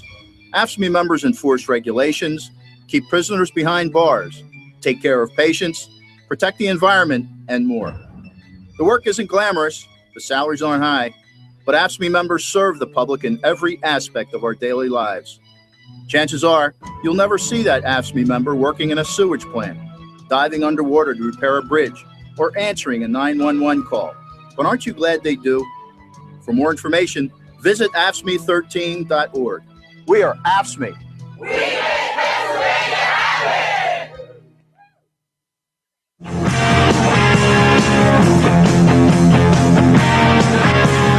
Colors on the street, red, white, and blue. People shuffling their feet, people sleeping in their shoes. There's a warning sign on the road ahead. There's a lot of people saying we'd be better off dead. Don't feel like Satan, but I am to them. So I try to forget any way I can. Keep on rocking the free world. Welcome back to the Rick Smith Show. Check out the website, thericksmithshow.com. The Donald F. in. And Donald, bombed on the stage with the use of the song "Rockin' in the Free World" there, the Neil Young song. Turns out, and I knew this before I read the story. Neil Young, not a big right winger, not Ted Nugent, definitely not. I know right wingers love to think that he is because of the "Let's Roll" song he did during the Bush years. That was not an endorsement of Bush. It was hey, let's be patriotic and all that stuff. But turns out the singer there, Neil Young, big fan of Bernie Sanders. In fact, a longtime supporter of Bernie, and as I guess has asked the Trump, "Don't use my song, leave my song alone. Not for you, no for you." Anyway, let's go to the phone lines. Got Andy on line one. How you doing, Andy? Rick, how you doing? I am good. What do you think? No rocking in the free world for the hairpiece. I heard that from Neil Young. That's great that he came out and endorsed Bernie. And and again, it's another one of these. You listen to the song. Does anybody listen to songs anymore? This is not a song of happiness. This is not an anthem for taking on democracy. This is a song of saying the George H.W. Bush years were horrible. People dying in the streets. It's a protest song, you nitwits. Right. Well, Neil Young has always been a strong lefty. And he did take it to George Bush. He went on tour. I think about the one Iraq line War. from the song. We got 1,000 points of light for the homeless man and a kindler, gentler machine gun hand. I mean, that's the words to the song. What is I'm not losing my mind over this one. Well, Southern man, too. He takes a crack at the South. Neil Young. Yeah, well, that was more between him and Leonard Skinner. They were going back and forth with Leonard Skinner over that as well. There was that infighting between the two of them. True. I used to love Leonard Skinner. Yeah. Well, I'm never a big fan. Sorry. The one song where they go turn it up. My mind is always turn it off. But you don't want to talk about music, being a music critic. What's on your mind? Well, I was listening to your program, and Bob Weiner it takes me back. And I know you probably made that comment about Hillary with the war, but I got a real problem with the Clinton Foundation. And some people do. I got a problem with a lot of these foundations and the money that gets hoarded into them. Right, there's too much quid pro quo. Yeah. There's too much connection with billionaires and big moneyed interests putting money into that foundation, and then something passing and something going their way in that quid pro quo relationship. Like the Colombia Free Trade deal. There was some big Colombia billionaire in Colombia who gave money to the Clinton Foundation. Poof! But as I remember, free trade deal passes. As I remember, that guy was putting money everywhere. He was greasing all of the palms and getting money to everybody to get that pushed through because it was good for him. And again, this is another problem I have with foreigners and foreign governments lobbying our Congress and lobbying our government. That's another problem I have. But until you get money out of the system, Andy, good luck. Good luck fighting that battle. Right, but the Clinton Foundation is part of that. They're a magnet for money, and people expect something back when they put money. Same thing with the XL pipeline. There's Canadian money going in there. There's all kind of connections with foreign governments in the Middle East giving money to the Clinton Foundation. And all of a sudden, the U.S. opens up big deals for defense contracts from our defense industrial complex going into Qatar or Saudi Arabia or United Arab Emirates in the Middle East, and that money's found its way into the Clinton Foundation. Strong connections. It's just horrible. Yeah. I got a real problem with that. And the Clintons said they were going to keep that foundation clean. They weren't going to accept foreign money. They weren't going to have a conflict of interest. And the whole thing is a complete conflict of interest. But again, we've had this conversation. That's all of them. All of them are taking the money.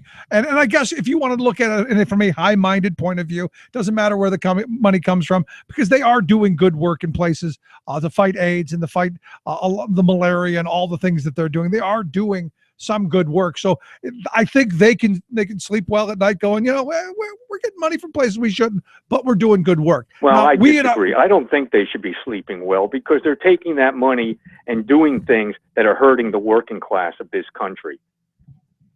Policies that are going through are hurting us, especially these free trade deals. These horrible, which is part of that Wall Street quid pro quo. Yeah, I'm with you on that one.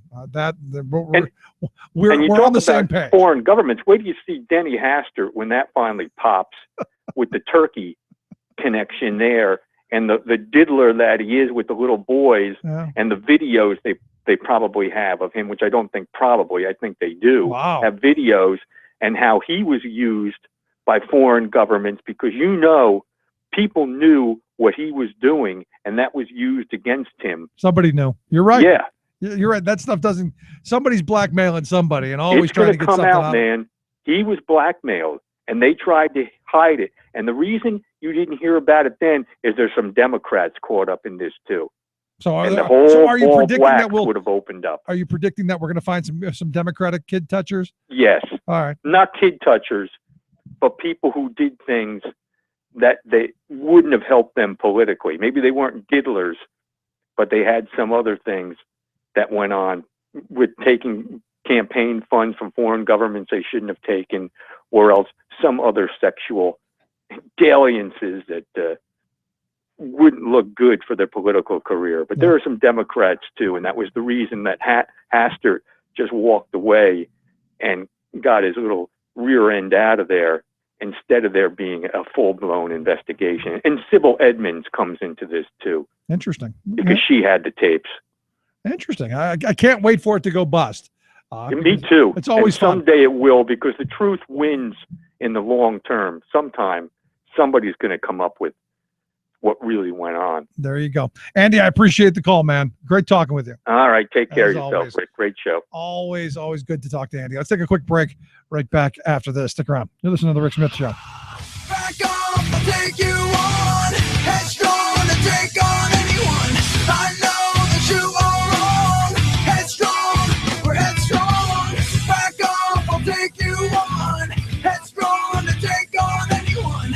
I know that you are wrong, and this is not where you belong.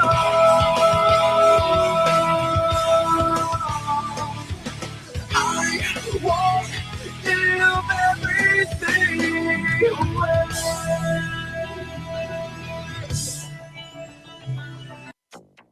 What the IRS, EPA, and the entire bureaucracy have done with overregulation, we can undo by act of Congress and order of the president. Jeb Bush finally jumps in. We will make America the clean energy superpower of the 21st century. Hillary Clinton pushes for clean energy. Plus, He is a gentleman, a holy man, a man with connections.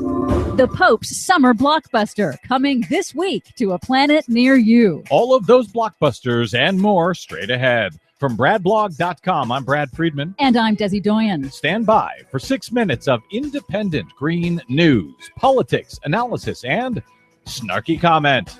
And they'll say, I'm not a scientist. Well, then why don't they start listening to those who are? Yeah, she doesn't really do snarky all that well, does she? No. This is your Green News Report.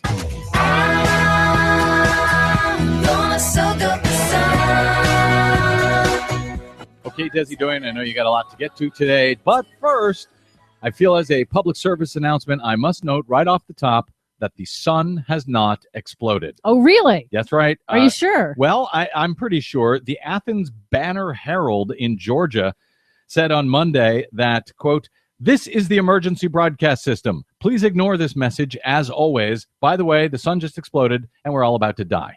Okay. That was on their website. Apparently they say it was, quote, "an unauthorized updated news item."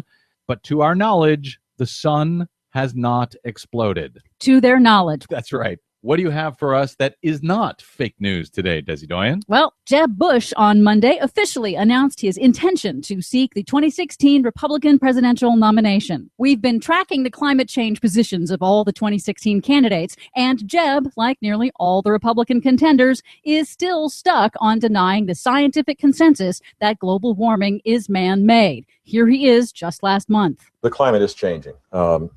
I don't think the science is clear of what percentage is man-made and what percentage is natural. I just don't. It's convoluted. No, it's not really all that convoluted. And for the people to say the science is decided on this is just really arrogant, to be honest with you. And nobody knows more about arrogance than a member of the Bush family, just saying. Well, climate change didn't rate a mention in Jeb's big campaign announcement on Monday at Miami-Dade College, but he did promise to roll back Environmental Protection Agency standards and promised energy security. With North American resources and American ingenuity, we can finally achieve energy security for this nation. And with presidential leadership, we can make it happen within 5 years. Note he says North American resources, not American resources.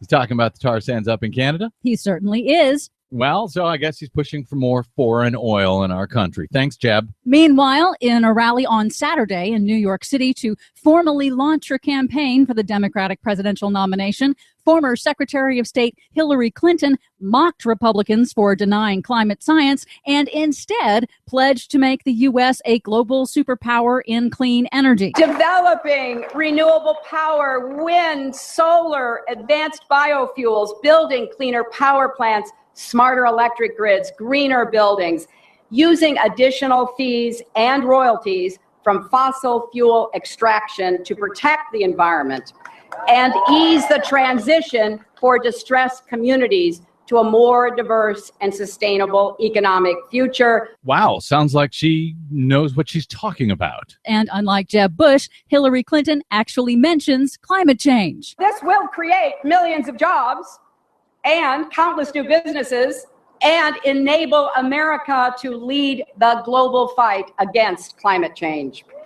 Meanwhile, Shell Oil's massive Arctic drilling rig, the Polar Pioneer, was met by a flotilla of kayaktivists while attempting to leave Seattle's harbor early Monday morning. The kayaktivists were able to delay the rig for a short time, but then harbor police detained and released 24 people, including Seattle City Councilman Mike O'Brien, for what they said was breaching the safety zone around the rig. That carries a $500 fine. Finally, anticipation is running high for an encyclical on the environment and climate change from Pope Francis. An encyclical is a teaching letter that's used to instruct bishops and Catholics all around the world. And now a parody movie trailer created by a Brazilian environmental group has Pope Francis literally kicking butt. Unstoppable. Forgive me, Father. Nature never forgives. If you slap it, it will always slap you back. He is an easy man to follow and a hard man to silence. But in this epic battle against climate crisis, we can't let him fight alone.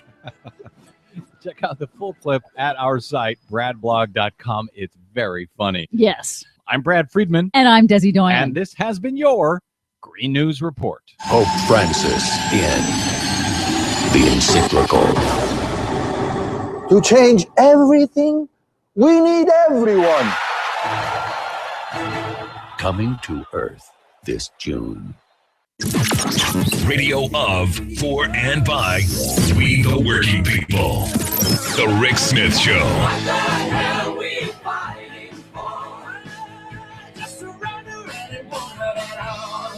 Just like time to say your prayer while you're waiting for the hammer to fall. Welcome back to the Rick Smith Show. Check out the website, thericksmithshow.com. I'll tell you one of the things we're fighting for, and fighting for decent jobs, decent wages, better conditions, all of that stuff, and fighting against these insane free trade agreements. And look, there's some news out of D.C. today that some scuttle that there might be a vote later today, tomorrow, to separate the bills, to do all kinds of shenanigans and nonsense. And as I said from the beginning, one of my fears is the TPA, they push that through with no TAA money, and the workers who are going to get screwed out of their jobs are going to get screwed out of any help. The hope is that doesn't happen. The Democrats at least hold their water on that one. And we will see in the coming days. Here to talk a little bit about this and a couple other things that we can get to, I've asked Frank Emspak. He's the executive producer of Workers Independent News that you hear here on the program every day. Frank, thanks for taking time for us. Oh, thank you. Thank you. So I look at this trade thing, and as I've been saying, this is a victory for grassroots organizers. This is a victory for anyone who wants to maintain manufacturing and jobs in this country. Yet the forces against working diligently to ram this through. Well, I think that's true. Let me start off with what we heard from Washington. I was on the phone with some people who were just lobbying on the Hill in Washington when you called and ended the call with them. Here's what they said. Okay, first of all, 3 or 4 or maybe 5 Senate Democrats who voted for the combined bill said they would oppose any bill that did not come to them with the trade adjustment. So, and the estimate was without those Democrats that it could not pass. That's the first thing.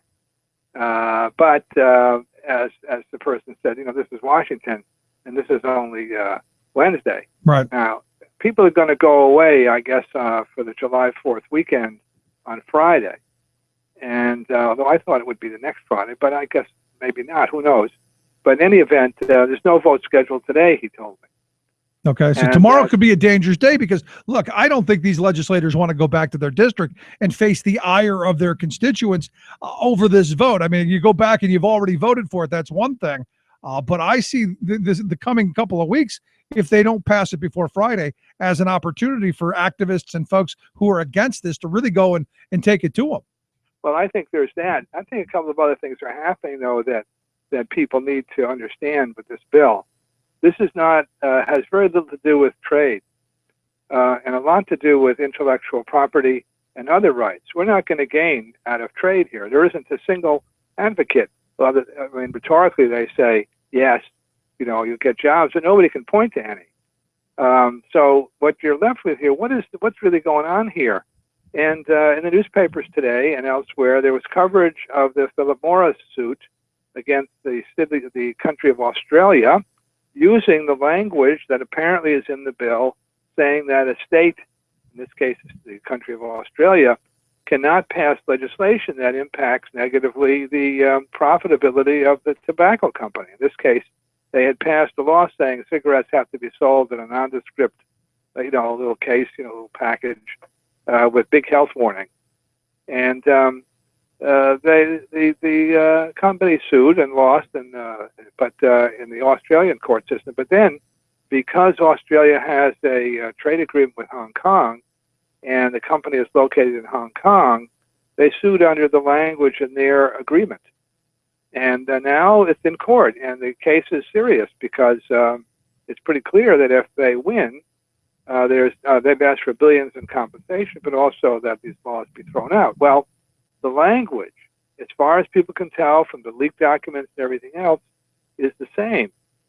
And even though there have not been a lot of activity in this area yet, both the Trans-Pacific Partnership and the Transatlantic Partnership have strong language in there that allows companies to sue states and localities and whatnot over legislation, like environmental legislation and whatnot, that impinges on their ability to screw people. Well, maybe people think that German trade unions are going to sue, Baltimore for low wages, but it's much more likely that we're going to sue the Germans to lower their wages. And I think what we're seeing here is a legal structure that puts into place the race to the bottom. That's what's really the most important aspect of these laws. This is a long-term structural change in where sovereignty lies. We're no longer in charge. And Right. Elizabeth Warren was absolutely right about that, and Obama was absolutely duplicitous about that.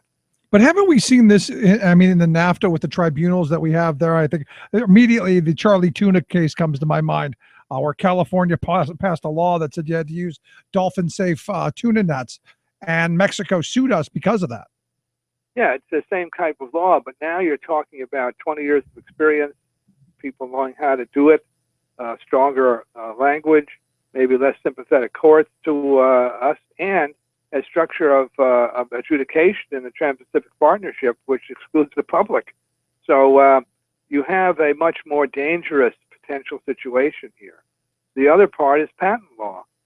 And the patents they're talking about are drug patents, which, as we know, this country pays the highest amount for drugs that are no different than generic drugs most of the time. And the language in this law, if it passes, extends and broadens the trade agreements, the patent agreement. So it's in that light I wanted to talk about the politics here.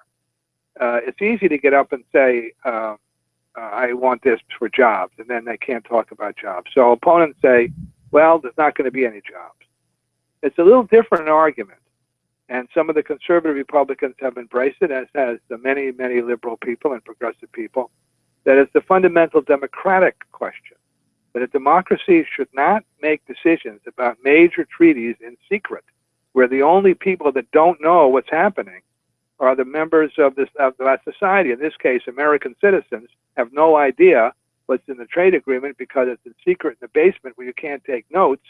And the only way people know about it is because people have leaked it illegally and probably at great risk for themselves, personally and professionally. And so many, many people, including me, and because I don't know what's in the agreement, are saying the process is undemocratic, it's flawed, and it completely reduces us to a bunch of imbeciles. But what do you say to the person who says, Frank, that? Well, what do you say to the person who goes, "Hey, we can't possibly do all this in public because we need to have negotiators who are skilled in this stuff, who know what they're doing, to be able to to cobble together an agreement, and then once the agreement is made, we can just come back for the up or down vote." Yeah, well, I would say that that's utter nonsense, and I'll tell you why from two perspectives. I negotiated for many years with as a member of my union and on a negotiating committee with our General Electric company. And their position was always, don't tell the people anything and come back with a settlement. Well, and that's good. You look like a hero sometimes, and maybe that's good. But the fact of the matter is that the people are your only source of strength in these circumstances. And if they don't know what's going on, and then you're being asked, you ask them, "Oh, trust me, I'm a great person." And everybody probably is a great person. But everybody's got feet of clay for something. And so things tend to go south. So I say the more people know, the better the agreement's going to be, the more cards are on the table, the more likely it is that we'll have enough knowledge to be able to figure out what to do. And I feel that's true in any negotiating situation. When the companies teach you win-win bargaining, what do they say? They say no hidden agendas, everything out there, complete sharing of information, and that will give us the best alternatives. Well, if it's good for that, why isn't it good for anything else? Excellent point. Okay, so that's one point. But the second point is this. We're a democratic society. The idea was trust Henry VIII. He's doing a great job. He did a wonderful job reforming marriage, And the fact of the matter is that's not the way democracies work. And I think that gets into our political sphere, which I said earlier. You have people running for office, for president. Where are they on these issues? There's a substantive issue in terms of jobs, intellectual property, suits by foreign companies and the decision-making process. But there's also the process, secret or not secret, democratic or autocratic, in my view. Yeah, well, we've reached out to all the presidential candidates that have declared and said, hey, come on the program and tell us your position on this free trade agreement, because I think it's got to be one of the key issues of this primary. I think this is an important one. Yeah, I do too. What have people said to you? Radio silence. Yeah. Bernie Sanders. I should say that Bernie Sanders people will get back, and we'll get Bernie back on the program at some point. He's obviously, playing the big crowds right now, but listen, he's I don't know where he's playing. He was in Iowa also, but let me tell you this: I listened to Hillary's speech on Saturday, her speech on Sunday, and her speeches since then. So on Saturday, she didn't really address the trade issue. No. But she did. Early- She did move a little bit further, I think, towards a more progressive. We need to have a universal Well- pre-K. Talked about minimum wage, that kind of stuff. I'm not prepared to agree to that at the moment, only because nobody's going to get up and says I want to lower wages. You got to say how much.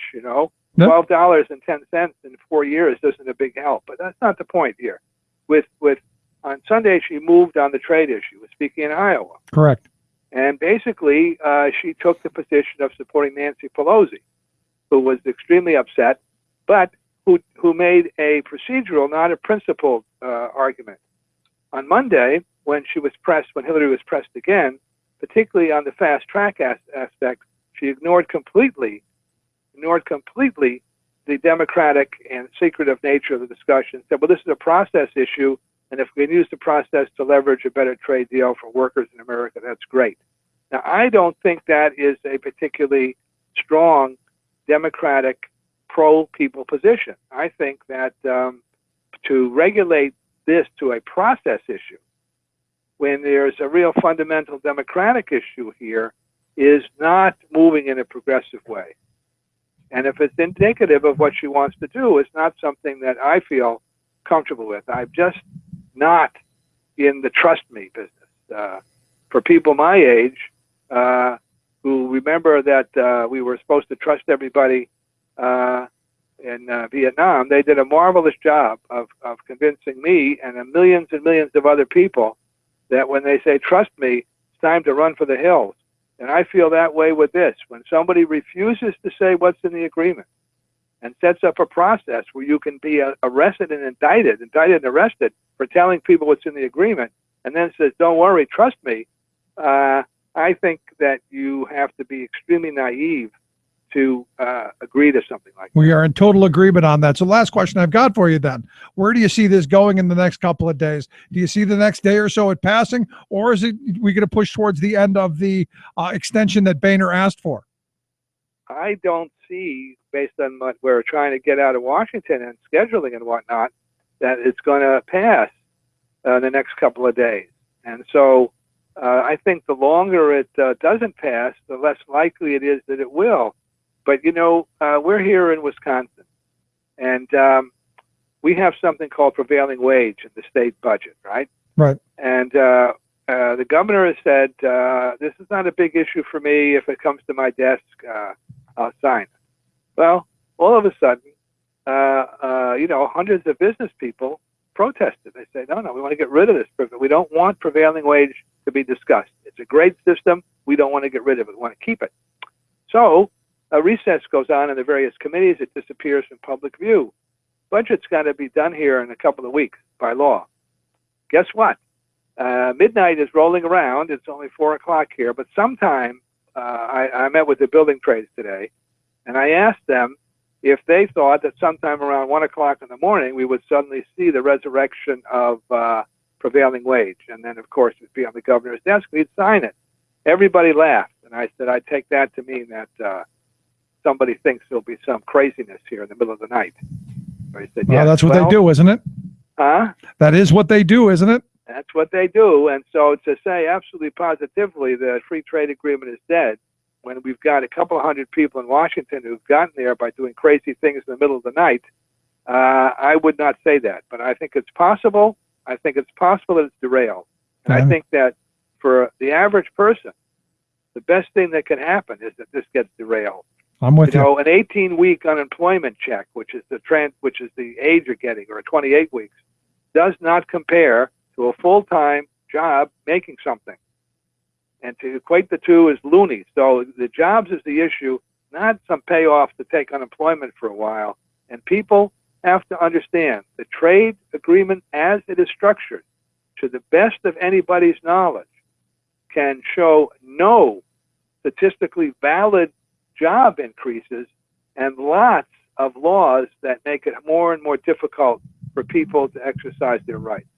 That's the law as it is apparently being proposed. From what we know, what's been leaked out, which is why I think now is the time we get back on the phones. We call, we write, we do all that stuff, keep the pressure on right now. So maybe we can kill this at least for the remainder of the Obama term. Well, I hope so. There's a couple of other things. I don't know how much time we have, but there's a couple of other things that are happening that people should know about. There's national negotiations between the communication workers and Verizon, basically to protect and really make it possible for workers in the telephone industry to survive, to prosper, to keep those jobs. Right. They are demanding, however, that Verizon stop underfunding and cutting out copper line service and then forcing people into something else. And they're also making demands about quality. Second thing that's happening is the negotiations with General Electric are going on. In Pennsylvania, you have a couple of substantial General Electric facilities. One's in Erie, and I can't remember where the other one is, unfortunately. And so the company, GE's, the public knowledge, I do not have any private sources here. I was on the National Negotiating Organization when I was a union officer in the company. But in any event, it appears that the company's major objective is to get rid of the defined benefit plan. That's your pension. Right. Those of us who are retired keep ours, but everybody else is tough luck. And then finally, you have the UAW and the big three. Well, those are all great things that we can be talking about next week. I look forward to having you back again to talk to us, Frank. Okay, take it easy. Thanks so much, Frank Emspak, executive producer over at WIN, the Workers Independent News Service. We've got a link at thericksmithshow.com, and you also hear the clips here on the program every day. Let's take a quick break. Right back. Stick around. You're listening to The Rick Smith Show. We're on the road to nowhere.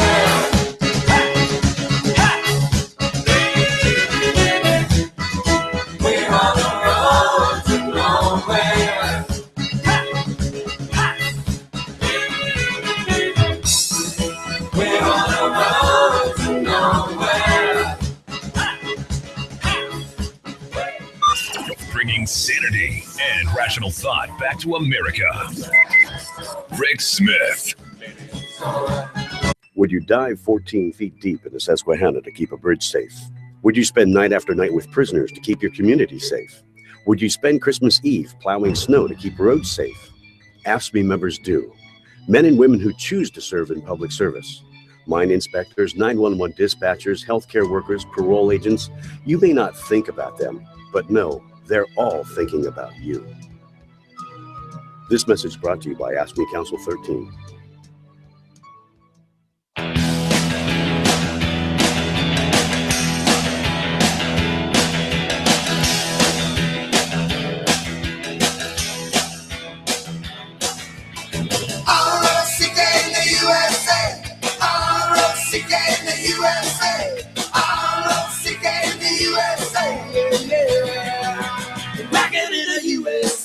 I got to tell you, the more I look at this, the more you got to wonder if it doesn't get done here by Friday, if they're not able to twist enough arms and to browbeat and to promise roads and bridges to nowhere, if they don't have the sweeteners, the pork and all that in it, you got to wonder, does it pass? Because the hope that I have, honestly and truthfully, and I've been saying this for a while, the hope that I have in this is that all of these congressmen go back to their districts. They go back because now they have a voting record on this. 219 of them voted for this horrible trade agreement. What they voted against, and don't let them say, well, I voted against the help. Don't let them get away with that. They voted for this monstrosity. They voted for what everyone knows is going to cost us jobs. They know that. So what's going to happen, and I've said this before, if they come home, you got to go to their town halls. You got to go to their offices. You got to call their district offices. You got to meet them there at the front door if you have to and say, no, this is a bad idea. I will remember you come election time. That's how this is played. This is what we have to do. And if we don't, we've got no one to blame when this bad trade agreement goes through but ourselves. So we have the chance. We have an opportunity to do it. And I say we better take it right now. Because look, I would love nothing more than to see some of the Tea Party and where are my crazy Tea Party people when you need them? Because I think Frank made really excellent points, especially on the sovereignty part.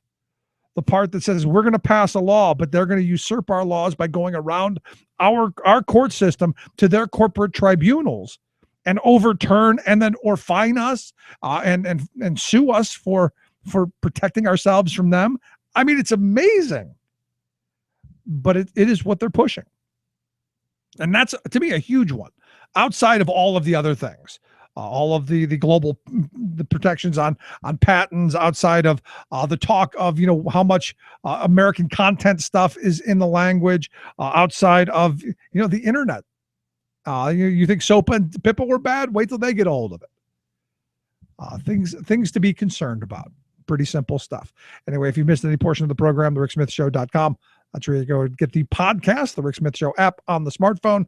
Take the program on the go wherever you go. And as always, you can email me here, rick@thericksmithshow.com. Quick break, right back.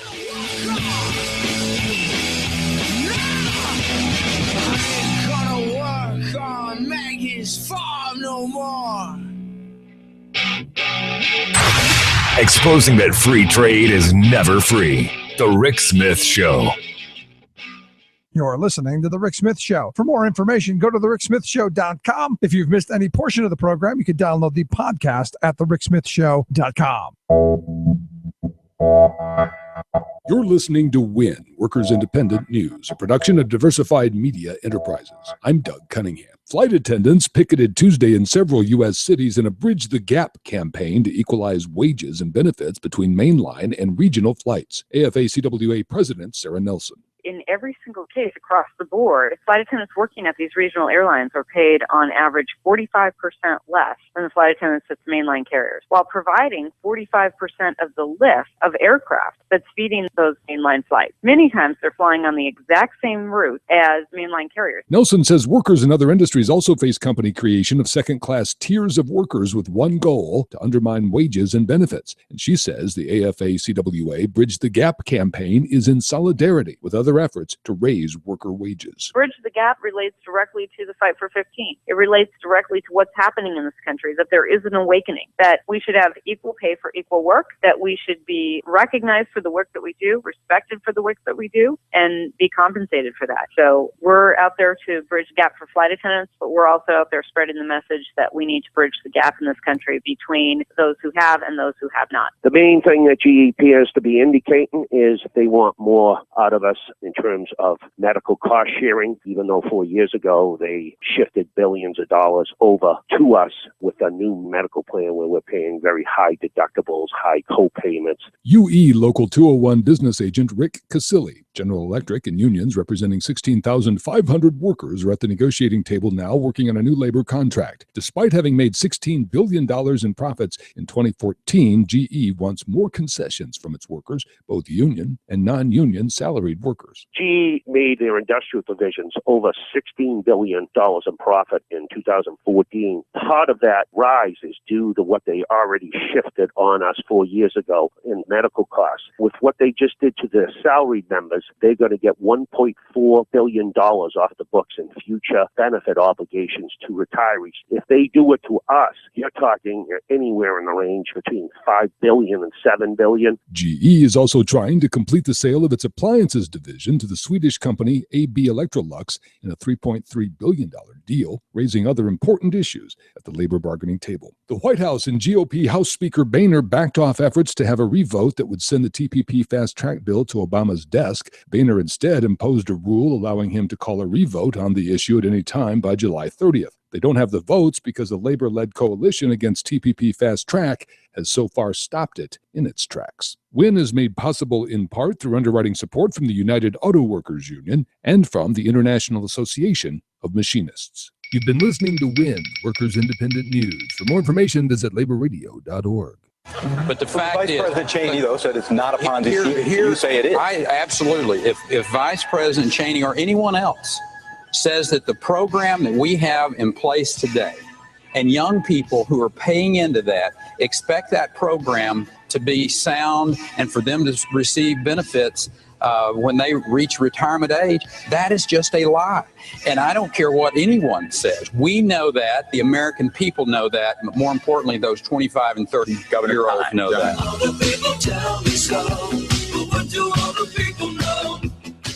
Gotta tell you, I loved the 2012 primary.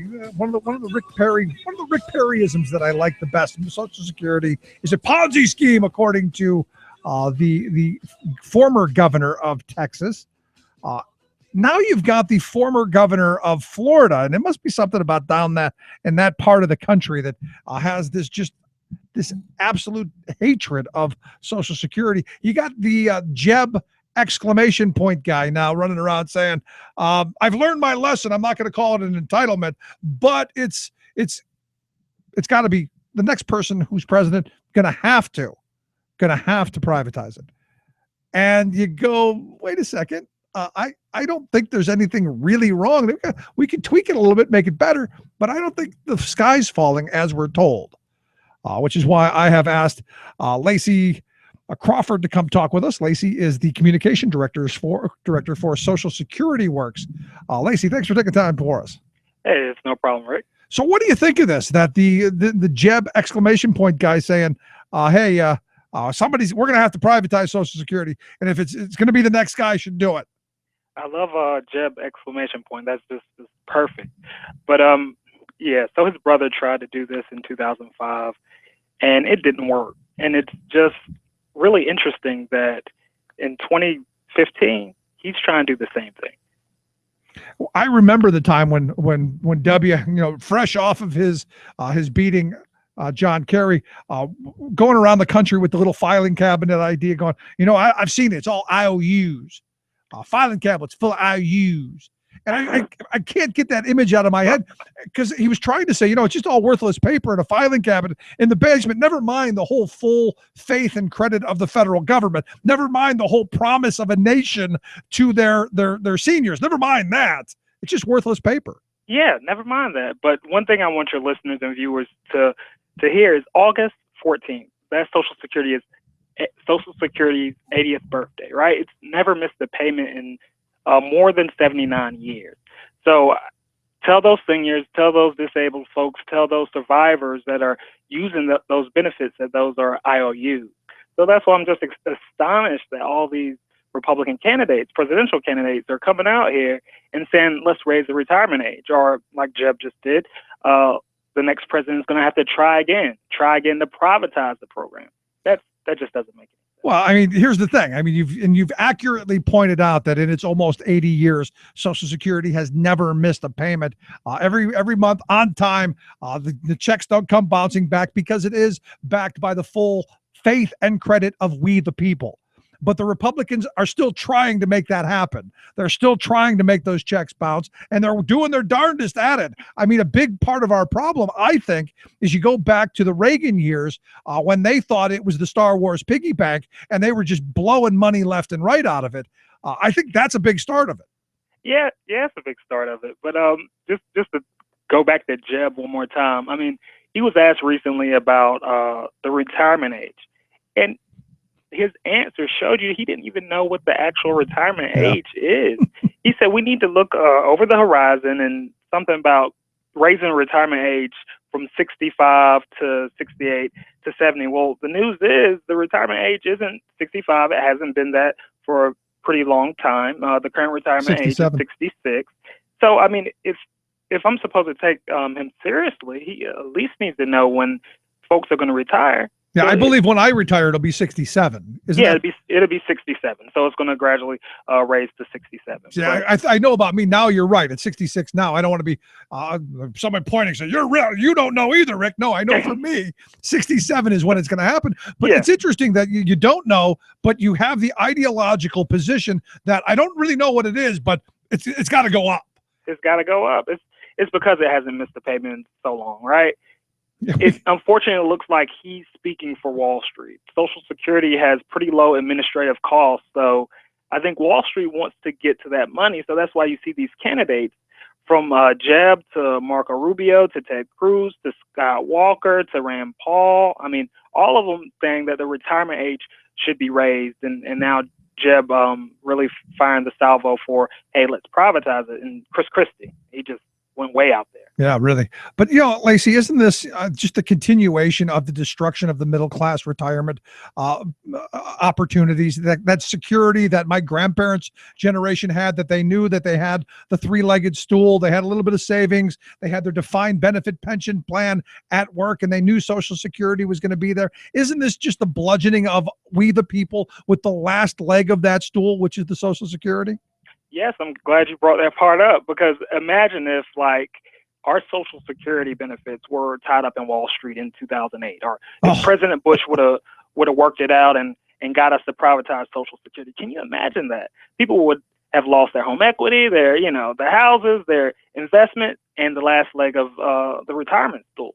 So they just want to repeat. Let's do it again. So basically, what they want, and what they may at some point, and I hopefully not, is they want my grandmother worried about the next stock crash because she may have to eat cat food. So yeah, the market can do something well, but no, it can't do this. It can't beat Social Security. It's inflation protected annuity, right? So it doesn't make sense to put it on the free market or whatnot. You don't want your grandmother eating cat food and having to guess whether she can buy her medicine. No, I'm with you, and it's part of my frustration with all of this, Lacy, is you see this little bit of security that the working class of this country has and that they've paid for. And this is the part that infuriates me, and the reason that I brought up the Reagan piggy bank there is because they've taken the money that we've put into this. And you go back to the Reagan years, the largest tax increase in the history of civilization to help the pig go through the python, if I remember the statement right, to make sure that the baby boomers paid for their retirement. They squandered that money. And Alan Simpson, the former senator from Wyoming, said it as well. Well, it's all gone, and now you just got to suck it up. Oh boy, Alan Simpson. When I first started at Social Security Works, we used to get into it a lot with them. It's something else. People don't have a good understanding of history, and they don't remember something. So, that goes back to Bush and the retirement age again. I'm going to pivot back to that. The retirement age was raised in 1983 under Ronald Reagan, right? So why should we have to raise it again? The benefits are modest and meager, and it's the last thing that a lot of folks have to depend on in their retirement, in their golden years. Yep. So one of the things that we found out that we needed to do here is to advocate for expanding Social Security, since there's a crisis going on with 401ks and whatnot, and no pensions disappearing. So all you have is Social Security, and it's meager. That means you need to expand it. Absolutely. I was going to ask you about that because, look, you go back to the 80s, you go into the 90s where you saw corporate America really going after people's defined benefit plan and saddling them with these crummy 401ks that put people at the whim of Wall Street. You've seen that happen. You've seen the attack on wages, so people aren't saving as much because they don't have it. And now we're seeing the public sector. You're seeing, the corporate special interest and the Wall Street vipers wanting the public pensions, and then the move from defined benefit to these defined contribution 401k plans. It's just the destruction of retirement. And I heard this guy, a statement from this guy. I think he's running for governor in Montana, who said that there's no retirement in the Bible. Moses was 600 years old, so there should be no retirement. And there's a twisted view by this billionaire class that maybe we shouldn't have retirement at all. Whoa, I haven't heard that. I'm going to have to look that up. I can't say that it surprises me too much, but people shouldn't be working until they die. That's the simple fact. People pay into Social Security throughout their whole working lives. They've earned this benefit. They deserve a chance to live. I mean, it's not like they're, going and spending all the money at casinos or something. Like I said, it's a meager benefit. Not meager, but it's a modest benefit. And to say that there's no retirement, that just shows you, if we go down this road of privatizing the program, where it's going to end up. His name is Gianforte, the Montana governor. Who actually had the audacity to say there's nothing in the Bible there. This is Greg Gianforte. He's a multimillionaire tech entrepreneur who's considering running for governor, is what it is. I had to get that right for you. So you will easily find it. But there's this millionaire, billionaire view, this wealth class view that, maybe you guys don't know how to handle your money. Give it to us. No. Let's not do that. Like I said, we saw what happened before. We don't want them crashing the economy with our money. The thing is, Social Security didn't have to get bailed out. Wall Street did, right? So it's sound financially. That's an excellent point. We've had to bail out Wall Street a bunch of times, haven't we? Yes, over and over again. And now these same candidates, and you even have some Democrats out there who will say the same thing. Yeah, let's invest it. Let's see if we can, make some money off of it. And, this is people's future, right? They have to depend on this to make sure they can eat and take their medicine. Let's not gamble with it. We saw what happened with that before. So instead of that, we need to expand the program. Don't kick Granny to the curb. So last line of questioning I've got for this is, where should we be going? Because look, I think we've laid out the fact that my generation is going to see a major retirement crisis. Because my generation, I'm 48. Most of my friends don't have the vast majority do not have defined benefit pensions. So there's nothing secure in their retirement. They've got a couple of bucks squirreled away in their 401ks, but it's nothing that you're going to be able to retire on. In fact, I saw a statistic the other day that said the average 401k has about $18,000 in it. So I don't know how you're going to have a secure retirement on about 18 grand, but you might be able to do it somewhere in the backwoods in Montana. I don't know. But where should we be going? So I got a couple things. So first, you can call your senators, you can call your representatives and let them know that you want to expand Social Security. Next, you can go to socialsecurityworks.org. That's our website from our organization, and you can see some of the materials we have there. We've just released a book that details our plan to expand Social Security.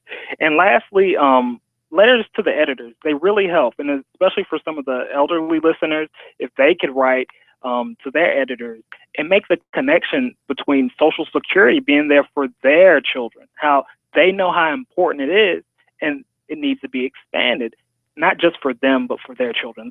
Those are some of the things that your listeners can do. SocialSecurityWorks.org. I think it's a start, and I also think we should be, as a society, looking at the fact that we need to expand the social and get folks and expand that number to make sure that folks don't live in poverty in their final years. It just makes sense to me. But Lacy, I appreciate you taking time for us. Thanks so much. No problem. Anytime. Great talking with you. Lacy Crawford, he is the communications director over at Social Security Works. And again, you can check out their website, socialsecurityworks.org, or just go to thericksmithshow.com. Click on Lacy's name, take you right there. Quick break, right back. Stick around to listen to The Rick Smith Show. Someone's got to do. It's kind of hard when everyone looks up to you. Try to make it look easy, gonna make it look good, like anybody would. I'm just your average, ordinary, everyday superhero, trying to save the world, but never really sure. I'm Rick Smith, and this is Labor History in 2. On this day in labor history, the year was 1903. Mary Harris, better known as Mother Jones, held a rally in Philadelphia. The famous Irish-American labor leader had come to Pennsylvania to support a strike of textile workers. As many as 100,000 workers were out on strike. 16,000 of them were children. In her autobiography, Mother Jones recalled how the children came to the union headquarters. Many of them had suffered some sort of injury in the mills. She called the rally to bring public attention to the conditions of child labor. She had tried to get the local newspapers to report on the injuries, but the newspapers balked because the mill owners held stock in the papers. In her autobiography, Mother Jones described the rally, writing, "A great crowd gathered in the public square in front of City Hall. I put the little boys with their fingers off and hands crushed and maimed on a platform. I held up their mutilated hands and showed them to the crowd and made the statement that Philadelphia's mansions were built on the broken bones, the quivering hearts, and the drooping heads of these children, that their little lives went out to make the wealth for others. The newspapers picked up the quote about the mansions and reported it in their papers. Mother Jones was pleased that she had helped to get the conversation about child labor started. But she knew it would quickly fade away if she did not keep public attention on the brutal conditions children faced every day. So she planned what has become known as the March of the Mill Children, from Philadelphia to President Theodore Roosevelt's home in Oyster Bay, New York. Through her efforts, Mother Jones helped to bring national attention to the plight of child labor. Labor History in 2 brought to you by the Illinois Labor History Society and The Rick Smith Show. For more information, go to laborhistoryin2.com, like us on Facebook, and follow us on the Twitters at Labor History in 2. Tales of American Political History with Clinton Porter Hackney. We've been talking about the custom of handshaking and how Thomas Jefferson used them to make a political statement. Jefferson began his presidency in the spring of 1801. The United States was 12 years old. Throughout his administration, he would be said in today's lingo to be laid back. He was somewhat reserved and treated Congress as if the world was fine and nothing much needed to be done. Yet whenever he took action in his life, he tended to accomplish a lot. Jefferson gave us a Declaration of Independence. He gave us diplomacy in Europe. He also helped give us an incredible Constitution. And he gave us the Louisiana Purchase and Lewis and Clark's Northwest Territory. So join us again next time for the story of how Jefferson reminded the nation that he meant it when he put the phrase, "all men are created equal," into the Declaration of Independence. This is Clinton Porter Hackney at cphackney.com. Chances are, when you took a shower this morning, an AFSCME member made sure that water was clean. When you drove to work, an AFSCME member maintained the road. When you rode an elevator, an AFSCME member inspected it. I'm David Philman, Executive Director of AFSCME Council 13, the American Federation of State, County, and Municipal Employees. AFSCME members enforce regulations, keep prisoners behind bars, take care of patients, protect the environment, and more. The work isn't glamorous, the salaries aren't high, but AFSCME members serve the public in every aspect of our daily lives. Chances are, you'll never see that AFSCME member working in a sewage plant, diving underwater to repair a bridge, or answering a 911 call. But aren't you glad they do? For more information, visit AFSCME13.org. We are AFSCME. We make Pennsylvania happen! Where I come from isn't all that great. My automobile is a piece of crap. My fashion sense is a little whack, and my friends are just as screwy as me. I didn't go to boarding schools. Preppy girls never looked at me. Why should they? I ain't nobody, got nothing in my pocket. Welcome back to the Rick Smith Show. So debate season almost upon us. I'm guessing the first one in August is August 6th. Is that what it is? It's supposed to be one of the first debates. But the presidential debates, I guess they're pitching this idea of sometime also mid-September. And I saw this article today that there's a group of people who are trying to figure out how to overhaul the general election debates. And there's some great ideas. One of them, there's some interesting ideas. I shouldn't say great. I think my idea is the best because obviously it's mine. I think the debate off. I think the final 64, the Sweet 16, kind of. I don't know. Break it down. You start plugging people in. They have a debate off, and you get tons of information. But it also has to be in not these 45-second little prepared quips, not the 7-second sound bites. Actual answers, actual real answers. That's what I'm in favor of. There is one group that's saying, hey, maybe we should do it without a live audience. You just do it with a backdrop, without a live audience, and you use a chess clock. Just like playing chess, you have X amount of time, and then you got to smack the little thing down, and that's how much time you get. And what they're saying is each candidate would be allotted about 45 minutes to speak, which I guess begins the second they begin talking. And I don't know, is that a good idea? Would that hold people? I remember as a kid watching, I guess I wasn't so much of a kid. I remember as a younger man watching Ross Perot. who used to do the half-hour infomercials with his little charts and his his flip over charts and his boards and the little pointer and all of that. But he actually, it was a great idea because people watched it. I know I did, interested in what the guy had to say. And he was a fairly charismatic guy. I thought he had the little squeaky kind of voice, but he was entertaining as all can be, just because he probably was a little crazy looking guy. But I think maybe that's the way to go. Maybe there's nothing, you get no sense of who someone is in a stage of 8 or 10 or 20 or 700 people saying their little 7-second, getting their little shot in. I just don't see that that's good. And I think a lot of people have turned away from it. Political junkies like me, we tend to watch this stuff because we have to. But there have been a couple of them where I've gone, I just wasted 2 hours of my life. For what? All these people are dopes. They all got some Madison Avenue focus group tested talking point, and that's what they stuck to. They didn't answer real questions. They didn't really talk about what they believe in. Maybe this is an idea. I don't know. But I'm glad that there is someone going, maybe we do things a little bit differently. Like one of the things that I think her name is Beth Myers. She was the Mitt Romney's campaign person. She was a senior advisor to him during his campaign. She said and came up with this idea of allowing people to use the debates wherever. Like if the Rick Smith Show wanted to play the debate and talk over it and say, oh, look what that idiot said. Or someone who has a YouTube channel or whatever. It would expand the reach of folks into different areas. They should be able to do that. Right now, you can't. And for anyone who knows, you can't take that debate and air it. You can't. You have to pay a huge fee, and there's a whole bunch of hoops you have to jump through, and you have to be approved because we tried. The one year we wanted to try and do that. Say, hey, there's a debate coming up. It's right because it's when we were doing the 9 to midnight live. Let's just play the debate because I want to watch the debate. I want to participate with it. Why can't we? And man, you should have saw what we had to go through just to be told no. So that's an idea I'm not opposed to.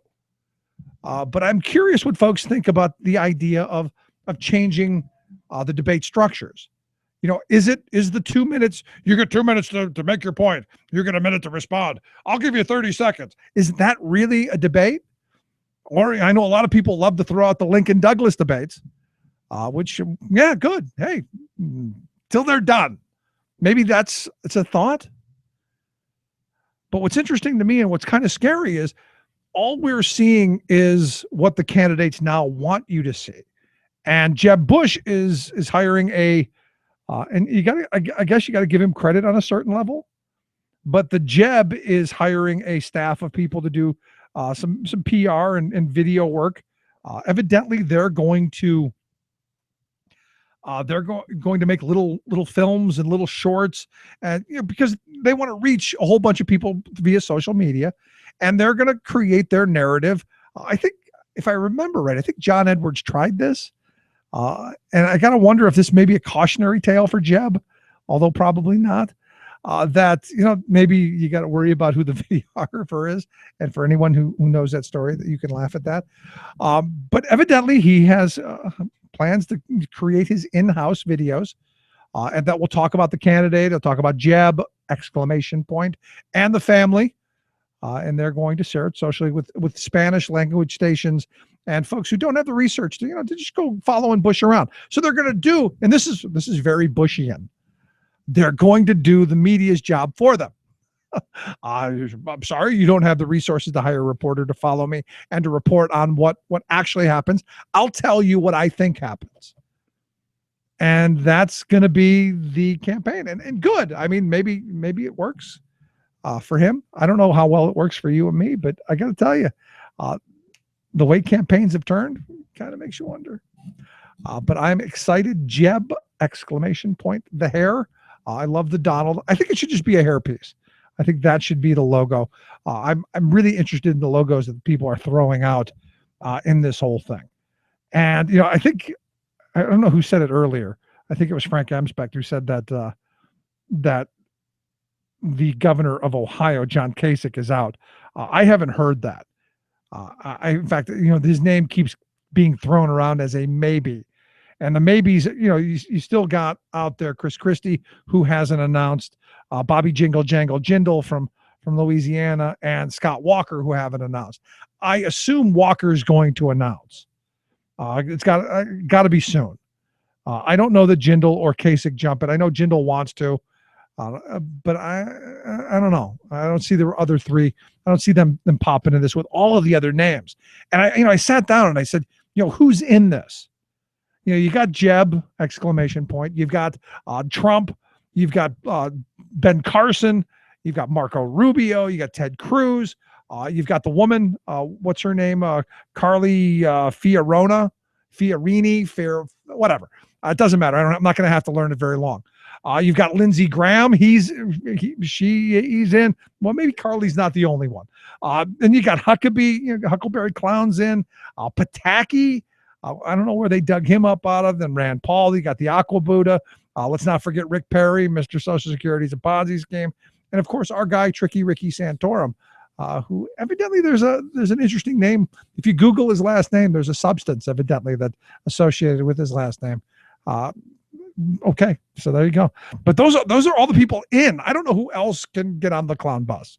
All the seats appear to be taken, but I'm still willing to see standing room only. So there you go. And we will be following this as it continues up to the date. And I can't wait for the next entrant. Let's take a quick break. Right back. Stick around.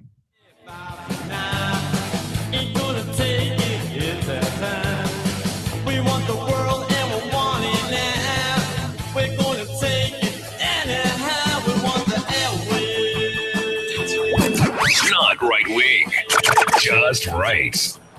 The Rick Smith Show.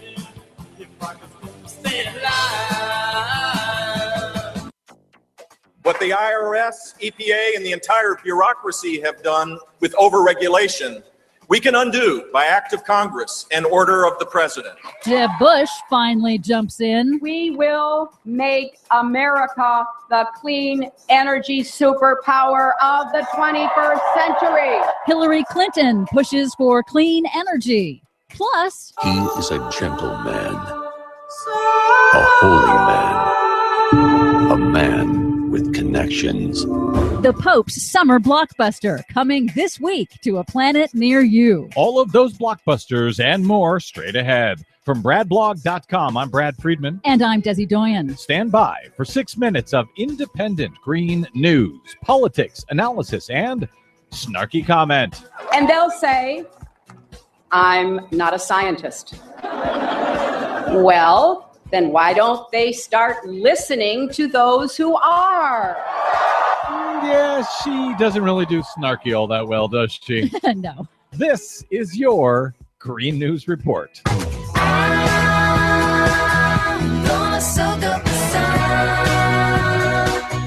Okay, Desi Doyen, I know you got a lot to get to today, but first, I feel as a public service announcement, I must note right off the top that the sun has not exploded. Oh, really? That's right. Are you sure? Well, I'm pretty sure. The Athens Banner-Herald in Georgia said on Monday that, quote, "This is the emergency broadcast system. Please ignore this message as always. By the way, the sun just exploded and we're all about to die."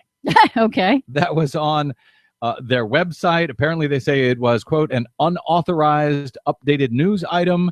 But to our knowledge, the sun has not exploded." To their knowledge. That's right. What do you have for us that is not fake news today, Desi Doyen? Well, Jeb Bush on Monday officially announced his intention to seek the 2016 Republican presidential nomination. We've been tracking the climate change positions of all the 2016 candidates, and Jeb, like nearly all the Republican contenders, is still stuck on denying the scientific consensus that global warming is man-made. Here he is just last month. The climate is changing.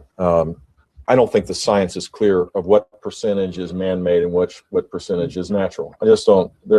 It's convoluted. No, it's not really all that convoluted. And for the people to say the science is decided on this is just really arrogant, to be honest with you. And nobody knows more about arrogance than a member of the Bush family, just saying. Well, climate change didn't rate a mention in Jeb's big campaign announcement on Monday at Miami-Dade College, but he did promise to roll back Environmental Protection Agency standards and promised energy security. With North American resources and American ingenuity, we can finally achieve energy security for this nation. And with presidential leadership, we can make it happen within 5 years. Note he says North American resources, not American resources.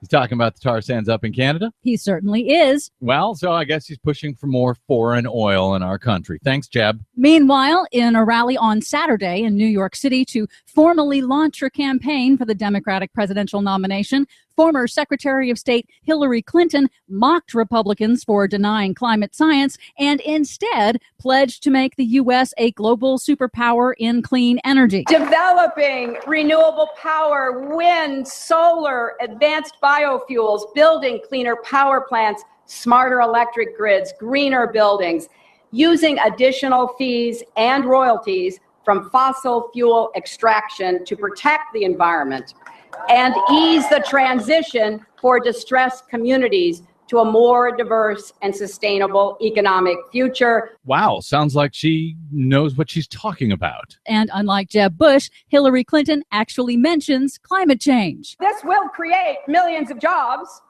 and countless new businesses and enable America to lead the global fight against climate change. Meanwhile, Shell Oil's massive Arctic drilling rig, the Polar Pioneer, was met by a flotilla of kayaktivists while attempting to leave Seattle's harbor early Monday morning. The kayaktivists were able to delay the rig for a short time, but then harbor police detained and released 24 people, including Seattle City Councilman Mike O'Brien, for what they said was breaching the safety zone around the rig. That carries a $500 fine. Finally, anticipation is running high for an encyclical on the environment and climate change from Pope Francis. And an encyclical is a teaching letter that's used to instruct bishops and Catholics all around the world. And now a parody movie trailer created by a Brazilian environmental group has Pope Francis literally kicking butt. Unstoppable. Forgive me, Father. Nature never forgives. If you slap it, it will always slap you back. He is an easy man to follow and a hard man to silence. But in this epic battle against climate crisis, we can't let him fight alone. Check out the full clip at our site, bradblog.com. It's very funny. Yes. I'm Brad Friedman. And I'm Desi Doyen. And this has been your Green News Report. Pope Francis in the encyclical. To change everything, we need everyone. Coming to Earth this June. The most important issues of the day. This is the Rick Smith Show. Welcome back to the Rick Smith Show. Check out the website, thericksmithshow.com. Questions, comments, something on your mind, you can email me, Rick, at thericksmithshow.com. So interesting little thing happened yesterday during the Benghazi free-for-all and the assault on Sidney Blumenthal. Evidently, Daryl Issa, he evidently tried to crash the deposition that was held before the House Select Committee on Benghazi. And then they had to throw him out. Not pleased at all. Here to talk about a little bit about that and also what's going on around the rest of the city there in Washington, D.C. and around the world. Justin Duckham, Talk Radio News Service. Justin, thanks for taking time for us, man. Hey, great to be here. I can't confirm this, but I have heard rumors that when Daryl Issa tried to enter the committee room, a loud voice suddenly boomed, "Please step away from the committee. Please step away from the committee." And who I'm sure was it's that? the first time you heard that joke today. All right. Well, there you go. All right. Because, he was the guy who started those, anti-car alarm things. Anyways, I'm sorry. How you doing? I just thought it was interesting that, that he would try to crash this deposition like he doesn't know any better. It's a very good question. He has been somebody who has, been on the Hill for quite some time. He should have really known that once the creation of the special committee came out, that was sort of the end to his influence on the issue of Benghazi in particular. But nevertheless, he did not seem to know exactly what was going on and ended up throwing a bit of a fit, ended up storming away from the room and throwing a soda can against the wall, all of which was caught on a pretty entertaining vine that has been making its way around the internet. Yes, that's where I saw it, on the inner tubes.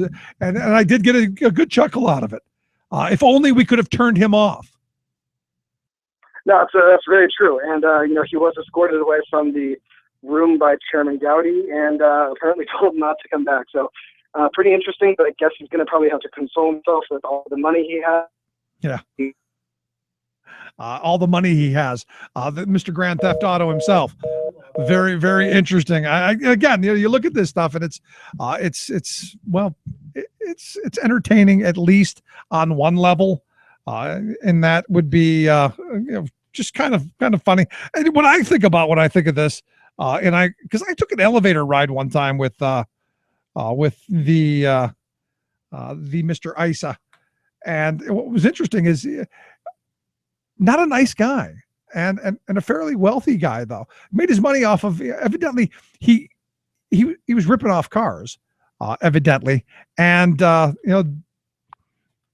came up with a security system on how to stop himself from stealing cars. I guess that's how it works. Isn't that right? Isn't that kind of what it was there, Justin? Yeah, I'm pretty sure it's a pretty accurate statement to make, and I think that is pretty much what he's probably going to be going down known for. Probably more so than Benghazi once that kind of fails. It's just a footnote in history. All right. Well, but like I said earlier in the program, behind every really rich guy and every great fortune, there's a great crime. And there is that one. What'd you think of the Donald's announcement yesterday, coming out with the hairpiece and all that, using the Neil Young song? Oh God, I was, absolutely frustrated by that. I, obviously knew right away that of course there's no way Neil Young would have, supported Donald Trump. That just sort of goes without saying. And this kind of goes in that long line of, musicians being opponents of politicians and denying the use of their songs. Michelle Bachmann, of course, was denied the use of American Girl by Tom Petty. John Cougar Mellencamp. I went against John McCain when he was using, Little Pink Houses back in 2008 and 2000. And recently, Bruce Springsteen ended up being used by a Marco Rubio event. Surely without the boss's permission, considering his political leanings. But I really got to say, this one isn't really music, but my favorite version of an artist denying the use of their work is probably with Chris Christie back from his campaign for governor in, 2009, 2010, wherein he used a video featuring the members of Monty Python from one of their old sketches. And they personally responded to him, asking him to cease and desist. And once you have Monty Python telling you that you're being absurd, that there's something going on. That is funny. I actually didn't know that. I'm going to have to now look that one up. Yeah, that was a thing that happened. It's a thing. My favorite was always Ronald Reagan using "Born in the USA," where you just go, "Really? Did you not listen to the song?" Yeah, no, that's of course the famous example. I guess according to apocryphal lore, Bruce Springsteen ended up relenting on that one, and I guess granted permission just because the idea of Reagan using that song at all of his campaign events, which was of course sort of the huge anthem for anti-Reaganomics, was just a little too good for him to pass up. Yeah, it's still one of my favorites. But you look at this, and the "Rockin' in the Free World" song, while it's got that "Rockin' in the Free World" thing, it's not a very nice song, and definitely not friendly to George H.W. Bush. No, it certainly isn't, and it's one of the more pessimistic songs that's out there, and in particular with George H.W. Bush, this is something that goes uniquely against him. This takes on the Gulf War to a large extent. It talks about the kinder, gentler machine gun hand conservatism, and it's not necessarily anything that could be misconstrued as a patriotic hey yeah or anything. And here Neil Young has been a longtime Bernie Sanders supporter. See, maybe you'd expect Bernie to be using it, but not the Donald. Yeah, and I have a feeling that this probably wasn't something that Donald Trump chose. I don't really foresee him being a Neil Young fan. Although maybe he, lights one up and listens to After the Gold Rush every now and then, like the rest of us. Who knows? That's quite possible. Rust never sleeps, man. Yeah. You're going to sing for us now? Nope, I'm not going to. I'm going to prevent myself from doing that. All righty. I was going to let you. We always like to have live entertainment here on the program. I feel like Neil Young may send you a cease and desist if he sees me. All right, let's move on. What's going on with the trade bill? I hear some sneaky stuff moving around. Exactly. This is going to be going to the floor tomorrow, and what we've seen is some sort of back room deals being cut among the White House and Speaker John Boehner as well as Mitch McConnell. What's essentially going to happen is they're going to split the trade bill in two in terms of the fast track authority, followed by the TAA, the fund that helps displaced workers, retrain or relocate or whatnot. And the effort here is they're going to bring the fast track authority past that with the majority of Republican support, then move that on to the Senate where it's likely going to pass as it stands alone, and then bring it back forward there. And then they're going to bring up the TAA separately, knowing that the fast track authority has passed the House and Senate. House Democrats are essentially going to be compelled to vote for it to try to salvage the deal and try to prevent bad things from happening in it. So they're going to have essentially be cornered on that front. And then that's going to go up to the Senate separately, where Republicans are expected to, probably side with Democrats on that one and vote that in favor, thus granting the president the two things that he says he wants on his desk. Today, the White House actually endorsed that strategy as, sneaky and disrespectful as it is to the president's Democratic colleagues, saying that the president demands to have the fast track authority as well as the TAA on his desk, but not necessarily at the same time or through the same legislative vehicle. And following that announcement, the president ended up meeting with a good number of pro-trade Democrats, although we haven't yet seen an official list of who showed up, to try to discuss this strategy and move forward on that. And this, of course, is happening while he is continuing to give Nancy Pelosi a cold shoulder. They apparently have not spoken since last Friday, when the entire vote fiasco kind of erupted. Wow. I got to tell you, it sounds like high school all over again. I mean, come on. It really does, yeah. But here's the thing. Here's what gets me, and this is what my fear has always been in this. We know that this trade agreement is going to cost jobs. We know this. We've seen all of the other trade agreements we've signed, and they've all cost us jobs. We know this one's bigger than the rest of them. So, I mean, the reality is we're probably going to lose millions of jobs over this. My fear becomes that the TPA, the Trade Promotional Authority, goes through, but the TAA, the Trade Adjustment Assistance, doesn't. In that scenario where they vote for the TPA and that passes through, as they've already done, are you saying, is this what I'm hearing from you, that it could go forward, and if the TAA doesn't pass, it just goes by the wayside, and we have this fast track authority without the help of getting that trade adjustment assistance for people who are going to get screwed? So basically, we're screwing people twice? Honestly, that is a possibility that could move forward. I'm not sure how likely that is, but I'm sure that's going to be sort of a nightmare scenario that a lot of Democrats are going to put forward, and something that the White House is probably going to try to speak some assurances that they can avoid. But in this sort of legislative environment, when you have a Senate that is, controlled by, controlled by Republicans, you can never know what's really going to move forward. So at least there's a hope that if the president says he's not going to accept anything less than the TPA and the TAA, that perhaps they'll veto it and kill his baby on that front. There really is no assurance on that. Yeah, there's just no way in a cold day I'm buying the trust me thing. Just not going there. Not going, well, we'll pass this first. We'll do this first, and then we'll get to you later. No, I'm not going that route. No, and I'm sure there are plenty of Democrats who are sort of feeling the same way. And this really is just kind of a way to force their hands on this. This is, probably one of the more aggressive moves we've seen come from the Republican leadership thus far. They've, haven't really been that crafty when it comes to these kind of things. This is the steps they're taking, and it looks like Democrats may be caught up the creek here. Jeez. Let's move on. I guess the FCC has released a notice of apparent liability. I guess they're fining AT&T something like $100 million. What's going on there? Yeah. Well, okay. Now let's talk about Obama and this overregulation. Okay. So the FCC apparently thinks under Obama that the term unlimited data means that companies can't suddenly limit your data. Oh, those no good for nucks. No, exactly. It's a weird, grotesque, hyper dictatorship, communistic reading of the term unlimited data and interpretation of the English language. And of course, fine, happy Obama who's just going after these innocent businesses who promise unlimited data before limiting your data. It's out of control. But nevertheless, the FCC fined to AT&T today for essentially violating the unlimited plan that they put forward.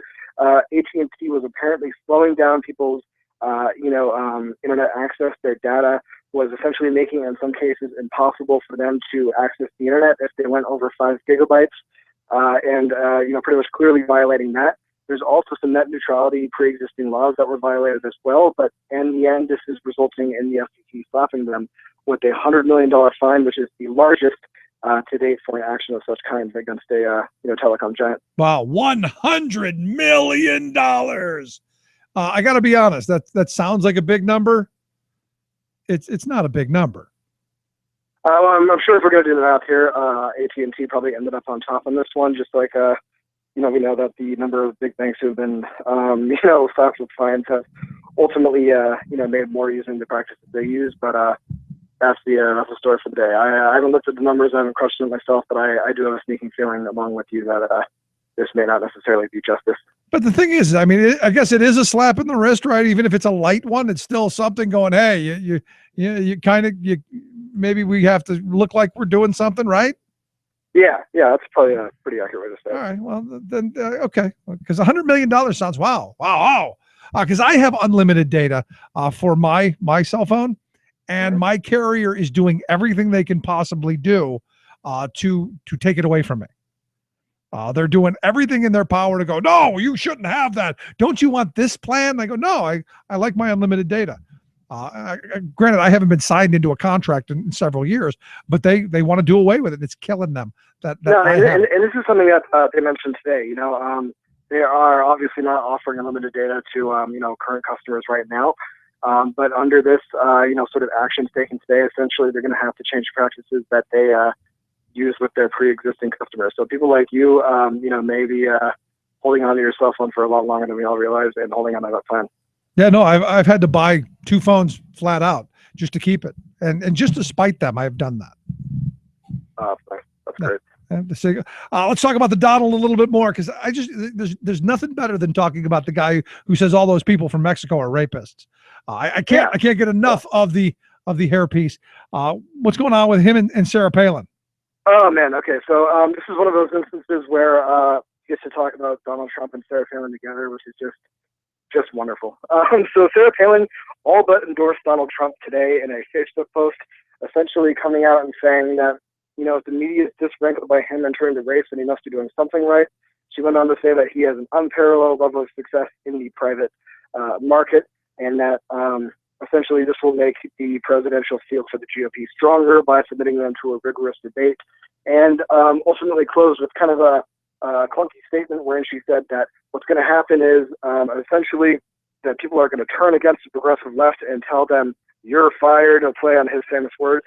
And so this pretty much read like an early endorsement for somebody who Sarah Palin was kissing the ring of just a number of years ago, back in 2011.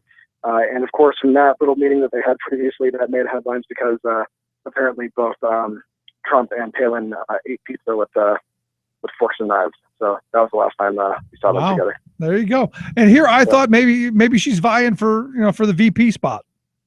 I would not be surprised. And because I thought Oprah was going to be that. Didn't Donald at one time say he wanted Oprah as his VP? He has been saying, he said yesterday that Oprah would make a very good VP.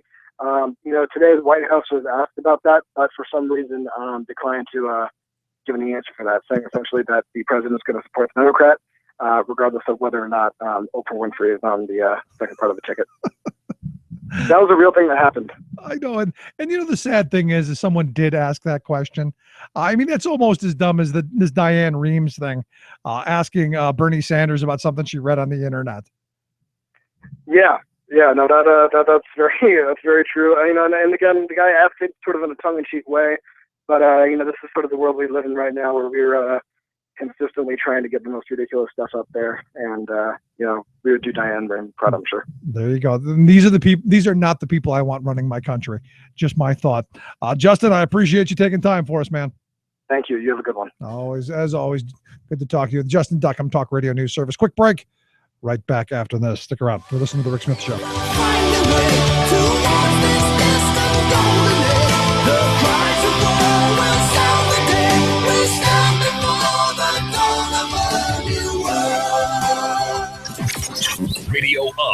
for and by we the working people.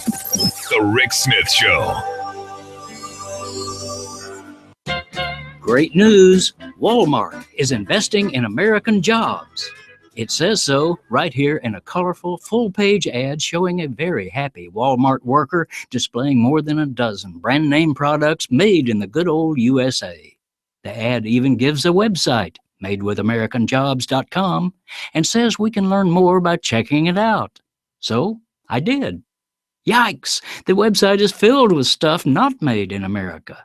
In the special tips and ideas section touting gifts for Father's Day, Walmart promotes smartphones, none made in the U.S., flat-screen TVs made in Korea, Japan, China, etc., and other foreign-made electronic gadgets that, quote, will leave Dad happy. Other sections of the web store offer a Taiwan computer, T-shirts from Fruit of the Loom, which closed its last U.S. plant in 2014, and an imported tent bearing Walmart's own house brand. In fact, out of some 5 million products available for online purchase from Walmart, less than 5,000, 0.5%, are U.S. made. 2 years ago, when Walmart's CEO announced the dazzling Made with American Jobs campaign, he pledged to create 1 million new jobs for American workers. Apparently, most of those are to be in advertising firms and PR agencies hired to hype the corporation's attempt to bamboozle us into thinking there's some substance to the promise to invest in America. For example, one PR promotion touted a towel maker in Georgia as a beneficiary of the retailer's new initiative. But the company actually added a mere 35 jobs and was keeping 90% of its production overseas. This is Jim Hightower saying, so far, Walmart's highly ballyhooed USA campaign has produced only about 2,000 of the 1 million jobs promised. The ad campaign expresses a nice sentiment, but where's the commitment? To get more of Jim Hightower's populist take on what Wall Street and Washington are up to, visit www.hightowerlowdown.org.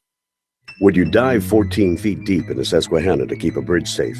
Would you spend night after night with prisoners to keep your community safe? Would you spend Christmas Eve plowing snow to keep roads safe? AFSCME members do. Men and women who choose to serve in public service.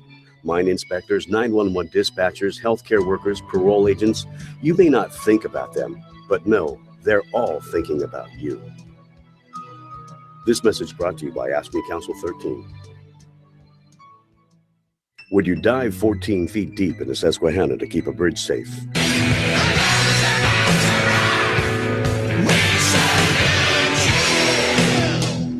Remembering that united we bargain, divided we beg. The Rick Smith Show.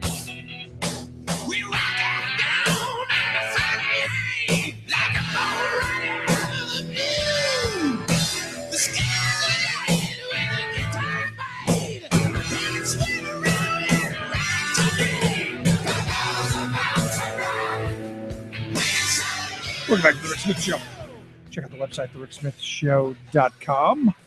Questions, comments, something on your mind, you can email me, rick@thericksmithshow.com. I'm talking about the Donald, some interesting comments sent to me on his positions, some of his, as the one person said, Trump-tastically insane quotes. And I can't wait for all of that to be coming. Trump-tastically and Trump-gasm and all of the other things that come along with the Trump. Evidently, in the big announcement yesterday, he had a couple of things that he said he loves China, loves it. Their leaders are much smarter than ours, according to him. And I guess that would be, would that mean him as well? Would they be smarter than them? On the country here that we live in, that we call home, that we honor, that we do the whole flag thing, across the heart and bless them. According to the Donald, we've got losers. Losers, you are losers. He says we have people who don't have it. I'm not sure what it is, but according to him, we're all losers. On the immigration thing, on Mexican immigrants, they're rapists. He says, and I assume, some are good people. On border security, he said he'd build a great giant wall, and I will have Mexico pay for that wall. Good luck on that one, Donald. But, here's the thing. And, I was thinking about this when I read that first one. Maybe it's not quite so insane. Maybe saying that Mexico is going to actually build the wall and pay for it, not quite so insane, because he's gotten we, the taxpayers, to pay for him to build Taj Mahal and Trump Towers and all this other stuff. And then he bankrupts it and we pay for it again. So maybe this is maybe a guy who's got the experience on how to get blood out of a stone. Maybe this is the guy. Maybe, I don't know. Maybe this is it. To be honest, he's my favorite Republican right now. If someone put a gun to my head and said, Rick, vote for a Republican or die, it's Donald Trump. Well, we'd also have Oprah Winfrey as vice president if Donald were to win. I don't think Oprah would take it. You don't think Oprah would take Donald's position on being or be Donald Trump's right-hand woman in the office? I don't think so. I think they've got one thing in common. They're both billionaires, and that's probably about the extent of it. He said on campaign financing, though, he says he's not using donors. He says, I don't care. I'm really rich. That's the reason you vote for him. He's really rich. He's bringing the prosperity gospel to the debate, which should be fun. He did say one thing that I sadly agree with, and he says the American dream is dead. And I would argue it's folks like that have killed it. Just my thought. Anyway, if you missed any portion of the program, thericksmithshow.com. That's where you go get the podcast. Rick Smith Show app on the smartphone. Take the program on the go. And as always, email me, rick@thericksmithshow.com. Thanks to Sean for being here. Thanks for all that. We'll see you back here on Monday. Got my big weekend away with my son. Cannot wait. But we'll see you then. Thanks so much. Have a great weekend. You've been listening to The Rick Smith Show. Together, we can make America better. Email rick@thericksmithshow.com or interact with us anytime at thericksmithshow.com. Until next time, this has been The Rick Smith Show. We're working